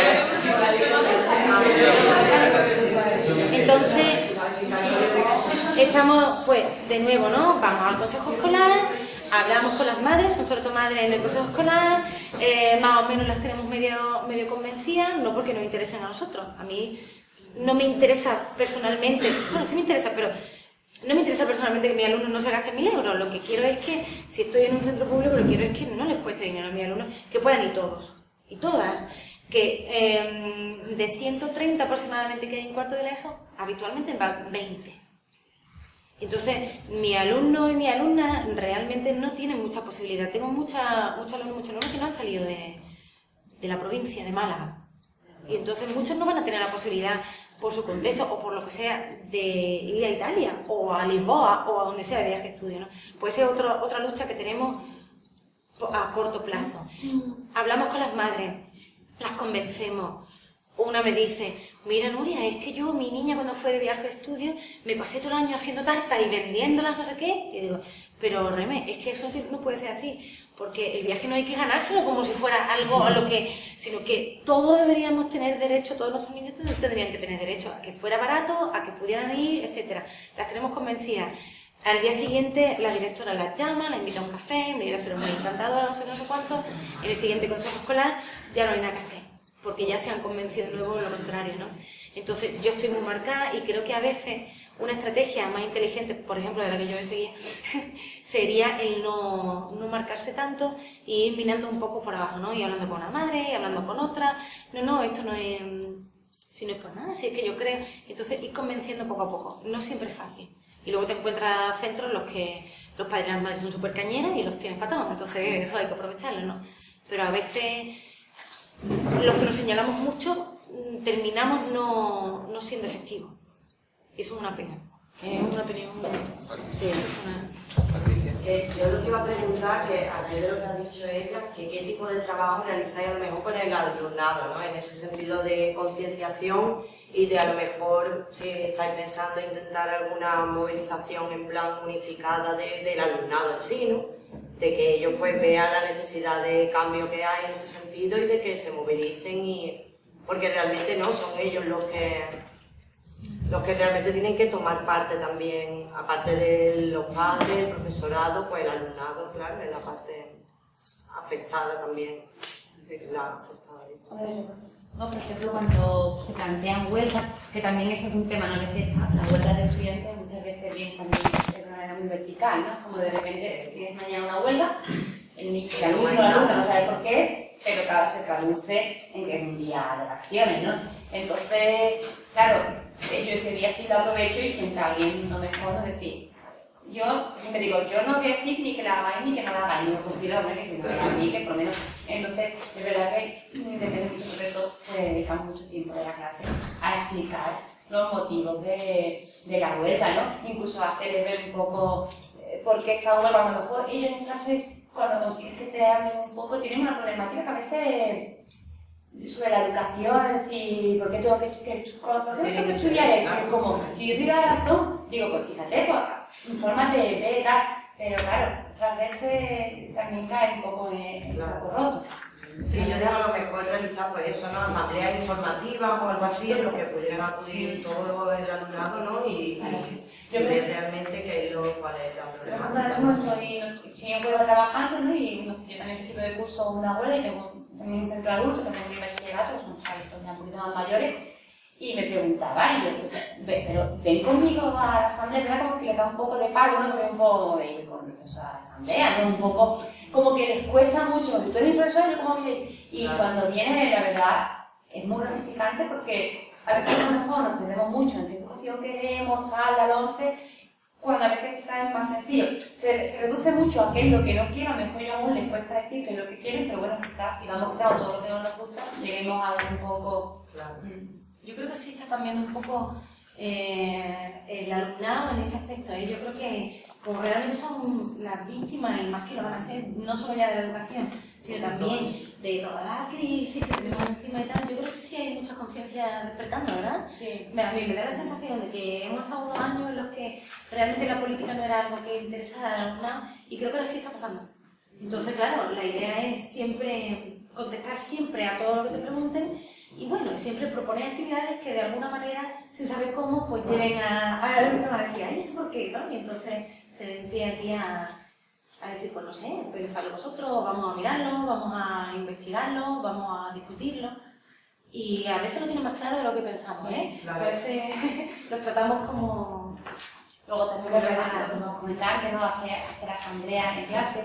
Lo que pasa es que tú vas a comentar un caso, ¿no? En primaria, ¿no? ¿Qué queréis ver? ¿No? ¿Cómo queréis ver? Muchas veces también el alumno te pide lo clásico, es decir, te pide ser evaluado. El año pasado me pasó, me daba con un centro bilingüe que le íbamos a tener que explicar ahora, ¿no? Como el bilingüismo Y, ¿no? Y teníamos un alumnado como de élite, ¿no? Venían de un colegio bilingüe, en primero de la ESO, maravilloso, que por ejemplo lo que me ha preguntado, lo que ha preguntado el compañero antes de la escuela ha sido en casa. Yo este uno decía, no tengo que estar aquí en la escuela, porque por el mío os van a dar muchos collejas en la vida, literalmente o metafóricamente. Entonces que les venía bien porque eran como, es que en el patio me han dicho, chiquillos, eso es la vida, ¿no? ¿Verdad? Un poco. Pero a lo que voy es eso, que yo este grupo, ¿verdad? Que era un grupo muy bueno, ¿no? Académicamente, ¿no? Numéricamente, más que académicamente, porque es puramente numérico. Pero yo intentaba hacer algo distinto y ayer era como, pero no me vas a evaluar, pero no me vas a... Como, ¿pero qué quieres? ¿Que ponga una nota? Era como, les costaba mucho que no lo iba a evaluar. De verdad, entonces me sorprendía. Y aparte a nivel de aula, a nivel de aula lo realizáis a nivel de centro, o sea, asamblea en plan a nivel informativa, a nivel del centro, ¿no? Para que pues, los alumnos que quieran o que no, que acudan, pero que haya información, no que haya esa información. Algunos centros lo han logrado. Yo, por ejemplo, en mi centro no he podido hacer una cosa. Yo siempre les invito a que vengan a la asamblea general, ¿Pero se hacen en el propio centro o no es fuera, no? Es fuera. Claro. Vale. Pero bueno, hay centros que sí nos han llamado a la marea y han dicho, oye, queremos que vengáis, que le habléis a nuestros alumnos de la LOMCE o de lo que... Y eso sí que lo hemos hecho mucho desde la marea en determinados centros. Depende mucho del profesorado, del implicado que esté ese profesorado y de las ganas que de las AMPAs también. También son las mismas AMPAs bastante bien charla. Eso ya depende del caso. Bueno, pues yo soy Mari. Que, a ver, estoy de acuerdo con vosotras en que es un proceso de sociabilización en la escuela. Pues la palabra libertad es la última que pondría yo en la escuela. Vamos, es que lo veo un peligro para los niños. Y es normal que los niños te digan, sí, quiero evaluarme, pues es que desde chicos lo que le han hecho es que los vuelven unos inútiles. Y quería que me explicarais, porque no habéis dicho al principio lo de cárcel, guardería, cárcel, que lo había explicado. Sí. No, pues simplemente que creo que no podemos obviar que una de las funciones sociales, entre comillas, que tiene la escuela hoy en día es hacer de guardería en los niños pequeños y un poquito de cárcel en los niños que son un poco más mayores. Creo que con eso, creo que esa es una de las contradicciones con las que tenemos que trabajar. Y yo por eso he dicho que yo creo que a mí me gusta mi trabajo y creo que tiene algún sentido. Pero claro, hay muchas contradicciones con las que tengo que lidiar cada día y es que mi clase empieza cuando toca un timbre y termina cuando toca otro timbre y a mí eso me revienta.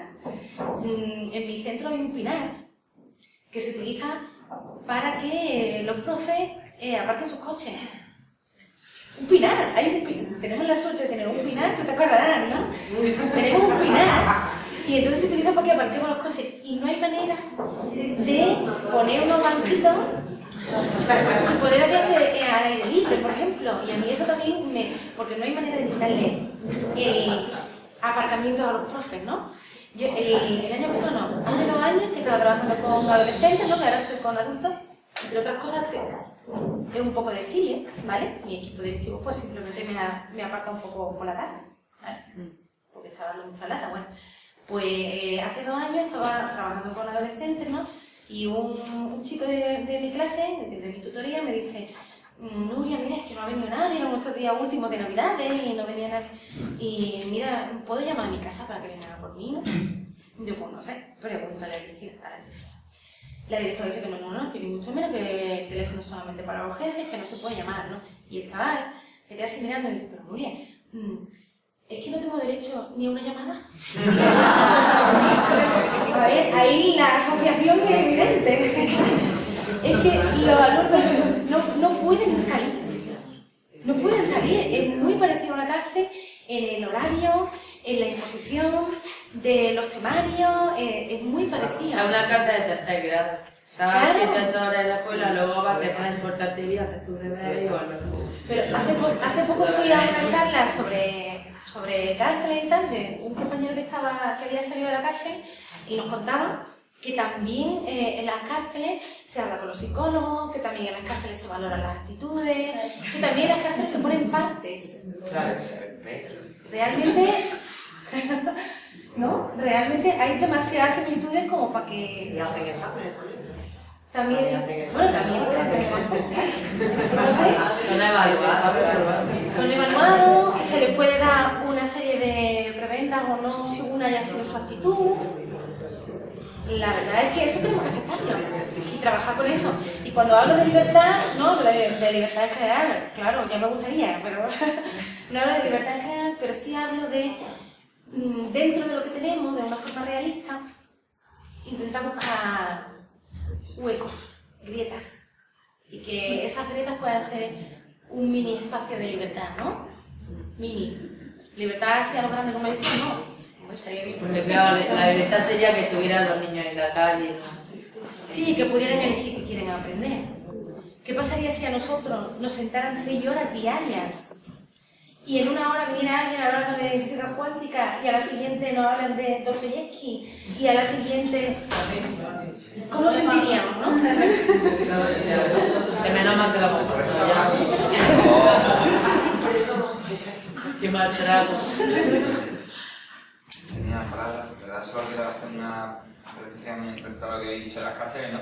Que ya no es solo el salir, ¿no? Sino que el hecho de entrar en un centro se ha convertido en algo realmente incómodo y raro cuando, por ejemplo, nosotros desde Conviven hacemos campañas de publicidad de las actividades que ofrecemos a los centros educativos y entrar en un centro, depende de qué centro, ¿no? Pero es toda una especie de aventura extraña en la que la gente te mira con cara rara, en la que te preguntan qué haces aquí, dónde vas, quién eres, hay reticencia a que sepas muy bien en qué es lo que funciona, y derivarte a las personas menos importantes siempre, o sea que es todo un filtro, el mismo filtro que tienes que pasar cuando vas a visitar a un preso, ¿no? En el que te registran, te evalúan, tienes que dar tu identificación de alguna manera, ¿no? Y claro, es un planteamiento, ¿no? Y es Entonces nosotros alguna vez, en primero, coincidimos el año pasado, íbamos comando mañana y íbamos a los centros para colgar información de la próxima asamblea de marea, tal y cual. Y era como, mira, que soy profesora, soy compañera, un poco como esto. Y yo que te tenían pega para entrar a los profesores y como que lo vamos a leer. No, dáselo al conserje. No, lo que tú dices, el último, ¿no? Bueno, pues ya que tú se dejas a los de estudio, no, nada, es verdad. ¿Julia? No es una pregunta, en realidad es más para compartir una experiencia que hay en que para que ellos tengan conciencia de política y todo, se hace como en cada clase hay el presidente a los cargos que se hacen en una elección normal, y en este momento tú dices a ellos que hace su cargo, entonces ellos tienen la conciencia de que cuando va a decir, mira, tú tienes que hacer eso por mí porque yo sé que tú tienes que hacer. Así como yo soy la persona que crea leyes y tal, entonces cuando voy a votar en una persona, no sé, abre la conciencia para ver la política de una forma distinta, y también la cuestión de la justicia, que ellos mismos pueden resolver sus problemas. Y por ejemplo, si no me gusta eso, voy al presidente de la clase porque él va a abrir una asamblea, vamos a decidir si es eso que tenemos ganas y le vamos a coordinadora. Entonces funciona muy bien ahí porque tú ves ellos hablando de política mejor que una persona mayor, ¿sabes? Entonces es muy bueno. Sí. Yo, bueno, ya no sé muy bien lo que decir, pero básicamente cuando habéis dicho, por ejemplo, antes sobre los proyectos, ¿no? Que una de las cosas que queréis hacer es trabajar con proyectos y tal. Nosotros llevamos 3 días hablando sobre todo de infantil, primaria, secundaria, y no tengo absolutamente ni idea. O sea, voy a hablar desde la experiencia que yo tengo como alumna, ¿no? Que, aunque a mí siempre me ha gustado estudiar, ir a la escuela, al colegio, instituto y tal, y siempre soy bastante activa y obsesiva, era mi época del no, a la lo, ¿no? Todos los miércoles aquí, a la una, ahí gritando. Pero lo que yo recuerdo era memorizar, porque si no yo a la nota, luego voy a ciencia o letra, ¿qué quiero hacer en la vida? Yo qué sé, 15 años, coño, no sabía lo que quería hacer, imagínate. Entonces, vosotras qué decís, y yo os hablo un montón en lo que hacéis, que habéis, o sea, que lo veis desde dentro y tal, ¿creéis que hay esperanza? Porque decís, es más difícil, habéis dicho antes, es más fácil hacerlo en primaria y en infantil, ¿no? De trabajar con proyectos. Ayer decíamos infantil, como no está por ley que tienen que estudiar, es como, la lenteja, pero hay que echarle un par de huevos, ¿no? Vosotras, pues, no sé si es más difícil, más tal, pero ¿vosotros creéis que hay esperanza en que en la época del instituto los chiquillos, que yo creo que es cuando más necesitan una orientación, porque están experimentando, bueno, a saber todo lo que están experimentando, pero si tuvieran seguramente todo, hay esperanza para que realmente se quiten los libros o sea, no sé qué orienten, que a los 16 años digan, pues es que no quiero estudiar y no pasa nada, por favor, no pasa nada, no es el fin del mundo, ¿no? No sé, es un poco así. Un pensamiento. No, ¿qué sería esperanza? No, sí, no.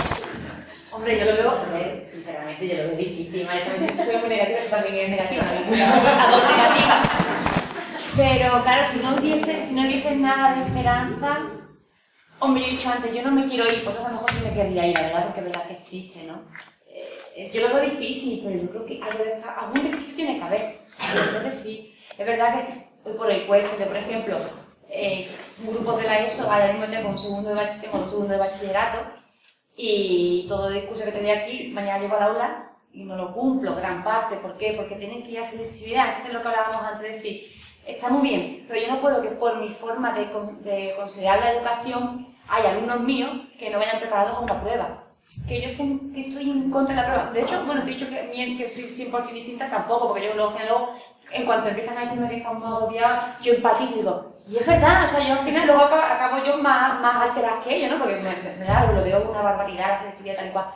Pero al final reconozco que yo empujo el área. Por ejemplo, en segundo bachillerato, yo empujo el área. Y les doy los contenidos que tengo que dar, y lo peor es que se los preparo para una prueba. O sea que, pero esperanza, yo quiero ver un poquito sí. Yo de todo modo había dicho un poco lo de que era más fácil en primaria, solamente en el plano de que el maestro o la maestra de primaria, como le da más horas de clase al grupo, es más fácil que pueda hacer un proyecto esa persona sola, en soledad, ¿no? Porque muchas veces estamos hablando de eso, de las islas, ¿no? De cómo muchos proyectos los tenemos que plantear en soledad. Entonces yo en secundaria entro a una clase y en 50 minutos salgo de esa clase. Entonces, a menos que yo tenga un equipo educativo a mi alrededor, que nos coordinemos, que vayamos... que no sería difícil, que no sería nada difícil, porque realmente yo soy de lengua y literatura, ¿no? Hacer una lengua y literatura con un arte, ¿no? O con una plástica, con una historia, debería ser muy fácil. Pero la verdad es que no... Yo no lo he logrado todavía. Nunca he logrado coordinarme de manera tal con un compañero o con una compañera que podamos ir a una y plantear cosas juntos. Entonces, por eso decía lo que era más difícil en secundaria. Porque estar 1 hora y te vas. Y a lo mejor estás 3 horas a la semana. Y es muy difícil tener una cierta continuidad con eso. Y luego, claro, también pasa una cosa, es que en la secundaria el canon te pesa mucho más. Realmente tú pues tienes un temario que te pesa mucho, ¿no? Y que a veces esa responsabilidad te pesa también mucho más de decir, bueno, mis alumnos van a selectividad, tienen que haber leído estas 7 lecturas, que posiblemente no son las que yo hubiera elegido y seguramente no son las que ellos habrían elegido, pero las tienen que llevar leídas porque si no, yo le estoy impidiendo que pasen a la universidad o donde quieran pasar si es que quieren. No, ahí está la repetición. Ahí está la Bueno, pero en absurdo, ahí en medio, ¿sabes? no, por supuesto, pero al menos yo no le estoy... Sí, pero yo no le estoy facilitando que pase ese filtro. Entonces tú muchas veces te debates entre me empeño o en esta realidad, ¿hasta qué punto? Yo entiendo que mis alumnos pueden ser víctimas del sistema, absolutamente. ¿Qué hago? ¿Empeorar las cosas? Pero si tienes niños estudiando no tienes nadie tampoco para negarle eso. Claro, exactamente, a eso me refiero, ¿no? Como que te encuentras en la tesitura esa de decir, bueno, ¿quién soy yo para decir, no, mira, esto no es así, esto no está bien, cuánta verdad tengo yo, ¿no? Pongamos también que... ¿Y quién soy yo para realmente no estar preparando a esta persona que quiere ir a la universidad? Porque a lo mejor no lo tiene tan claro, pero bueno. Turno de palabras cerrado ya, para poder terminar. Aparte de Yolanda y Pati, vale, yo me quiero decir una cosa. Que creo que ahora me animo a ese tipo de cosas. Creo que no se trata de ser ingenua, pero sí que hay que ser optimista en el sentido de que se está dando una coyuntura y se están abriendo una serie de brechas y de situaciones nuevas que no se han dado durante mucho tiempo, que se deseaban y se anhelaban desde hace mucho tiempo y que de alguna manera lo que hacen es poner encima de la mesa el replanteamiento de la educación en todos los sentidos, a nivel organizativo, a nivel estructural, a nivel de la práctica, de la metodología, de la organización, y esos son nuevos foros, nuevos espacios que van a permitir que a lo largo de estos años que tenemos por delante haya una serie de cambios.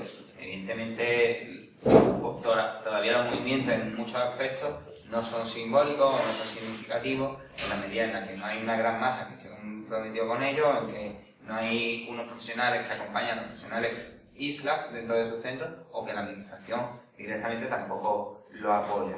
Pero estamos viendo que todo el aparataje, la estrategia y la forma que veníamos intentando analizar ayer de que tenía que existir para ver cambios reales, realmente está empezando a fraguarse. Que no estamos hablando de un anhelo lejano y utópico, sino que realmente hay gente que ya está trabajando en esto con resultados realmente prácticos, ¿no? Y con evidencias que ellos tienen ya una experiencia y de alguna manera marca un precedente para que realmente podamos empezar a trabajar esto, y además sin excluir ninguno de los ámbitos de los cuales se puede trabajar, ¿no? Que es la calle, que es la escuela institucional, que es la escuela alternativa como un lugar de fuente de recursos y aplicaciones nuevas, y ese vínculo que se está buscando entre lo público y lo autónomo para no seguir alimentando esas disyuntivas binarias de público-privado. O sea, es que aquí estamos todos en lo mismo y hay que tenerlo todo en cuenta, ¿no? Entonces, en ese sentido, yo creo que nos debemos sentir afortunados por poder estar viviendo este tipo de momentos, ¿no? Que hasta ahora no se habían dado. De los 80 por lo menos, ¿no?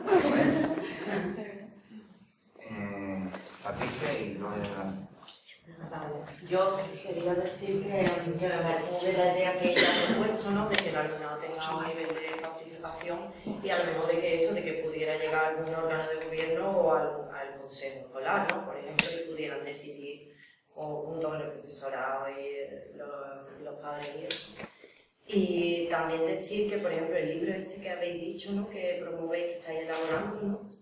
¿Qué tipo de contenidos se proponen a nivel, no sé, académico o si a lo mejor trabajáis, tenéis algún tipo de contenido así en las mareas de las que habléis, hay algún tipo de unificación, ¿no? De qué se debería de trabajar hasta ahora continuar con lo mismo que hay, ¿no? Lenguas, matemáticas, no sé qué tipo de... Hasta ahora los contenidos de los libros de texto de la marea, como si fuera un año, en realidad, como urgencia, ahora mismo refleja fielmente los decretos, la ley, los temarios, las asignaturas, etcétera, etcétera. Ahora mismo eso, lo que hay, que ya está hecho. Porque también con la educación pasa una cosa, y es que creo que nunca termina uno de terminar un material, ¿no? Y es verdad que esos materiales estamos trabajándolos teóricamente, y supongo que sí nos falta todavía el punto ese de llegar a la práctica, de material práctico, de decir, toma, una unidad didáctica para trabajarla en la clase, ¿no? Es verdad que ahora mismo estamos todavía en ese momento de decir qué queremos, ¿no? Cómo queremos que la escuela sea inclusiva, cómo queremos que la escuela deje de ser autoritaria, sea antiautoritaria, cómo queremos trabajar por proyectos, pero es verdad que de momento estamos en un momento muy teórico todavía, ¿eh? Y haremos un año, ¿no? Claro. La edad fue ahora, ¿no? Más o menos, te cuento, así Hace un año. Entonces no siempre es fácil coordinar ese tipo de cosas. Yo creo que eso, hasta ese momento cada uno hacía un poco lo que podía en su clase. Claro, Es decir, de nivel metodológico, ¿no? También de contenido, claro, ¿no? Lo que es, pues, lo tradicional, lenguaje, matemáticas, ¿no? Hasta qué punto tenemos todavía María Verde, el que se tengan que dar todos esos contenidos, no sé. Eso, vaya, lo estaría hablando. Claro, eso es justo lo que estamos hablando, de cómo se puede eso, ¿no? Enfocar el proyecto, de cómo se puede hacer una cosa mucho más práctica, ¿no? Que la memorización, aunque pueda tener su lugar, porque bueno, otra de las capacidades, que desde luego no sea lo central y que no sea una memorización sin comprensión, ¿no? Etcétera. De eso se está hablando ahora. Lo que no hemos llegado ha sido la elaboración de materiales alternativos. La elaboración que hay de material ahora es una elaboración de urgencia. Es decir, para que mañana no te cueste ni un duro, no a ti, sino a tu alumnado, que no te cueste ni un duro el libro. Pero ahora mismo no hay, ese material alternativo no está hecho todavía. Hombre, ya es un logro, vaya que sea. Claro, estamos hablando de eso. Aparte, en la Marea estamos gente muy distinta también.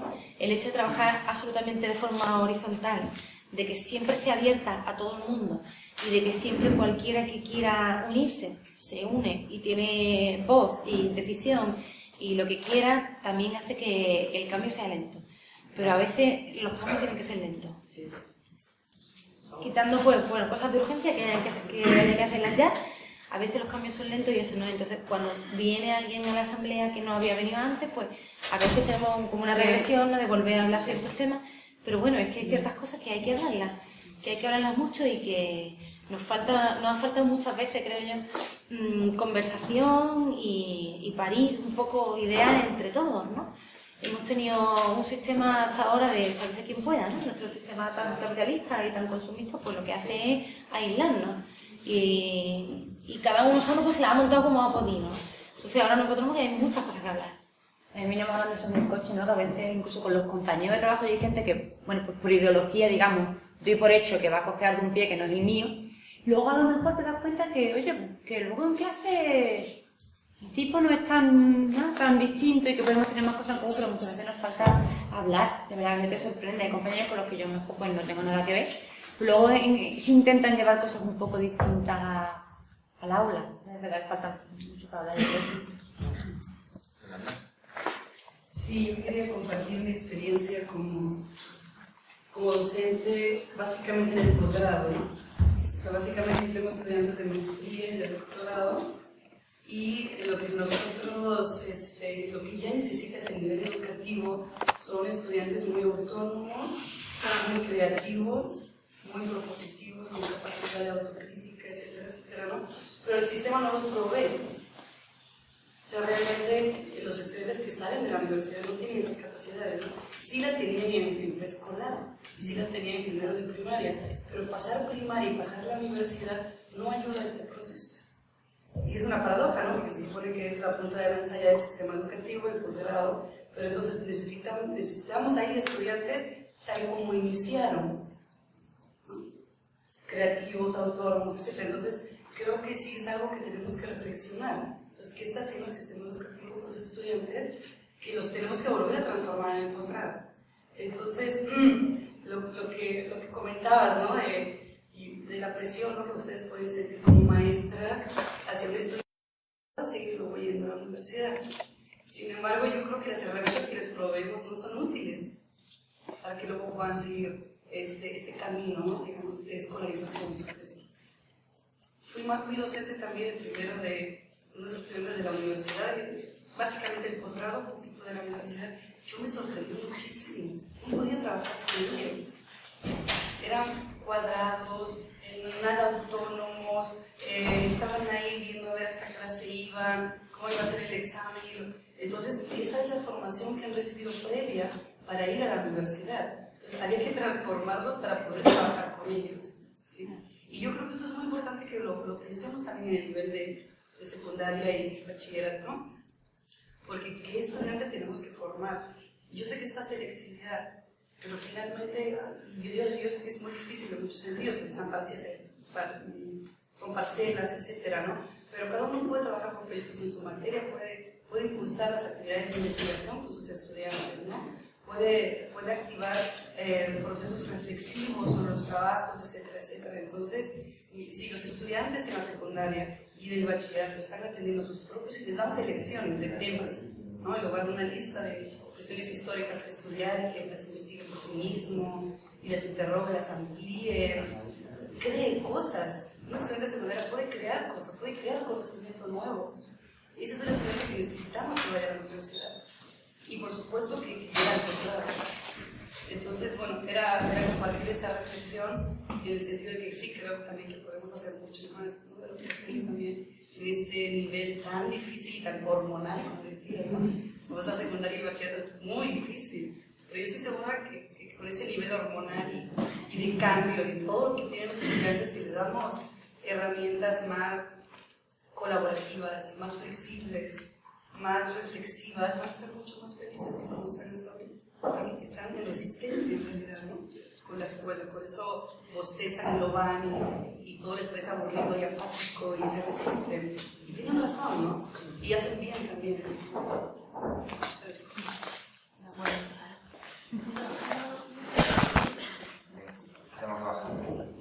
Una cosa, no sería, por ejemplo, que hablamos mucho de secundaria, primaria, en lo de la marea verde, no sé, ¿trabajáis juntos? En este proyecto, por ejemplo, que estaba hablando antes, el proyecto es exclusivamente de secundaria, ¿esto? No, imagínate también. Es en general, digo, porque yo creo que también es, como al final es hasta el fin, lo importante es trabajar juntos. Yo no puedo hacer nada en secundaria si no sé lo que estamos haciendo en primaria y a la inversa, ¿no? O sea, me quería formar yo 6 años de primaria, si no van a llegar a primero de eso y les van a hacer tascas, ¿sabes? Porque, pues sí, es un poco, yo soy infantil, otro primaria, otro educador social, otro soy secundaria, pero al final es, pues un instituto, al final es trabajar en conjunto, ¿no? Bueno, soy Mara, tengo una suerte de compañera infantil y de primaria, de secundaria, la verdad ya hay mucho Bueno, pues nada, agradecer mucho vuestra aportación, yo creo que ha sido realmente ilustrativo y de alguna manera demuestra que todo lo que hemos volcado y recibido durante estos días tiene un desemboque casi obligado en este tipo de expresiones, aunque se puedan abarcar y abordar muchas otras formas y de manera diferente, evidentemente tenemos que pasar por esto. Ya se llame marea verde o lo llamamos chupacho rojo, el nombre que le queráis poner, pero de alguna manera este tipo de movilizaciones se tienen que dar, ¿no? Es la única manera de que consigamos realmente lo que pretendemos. Un aplauso.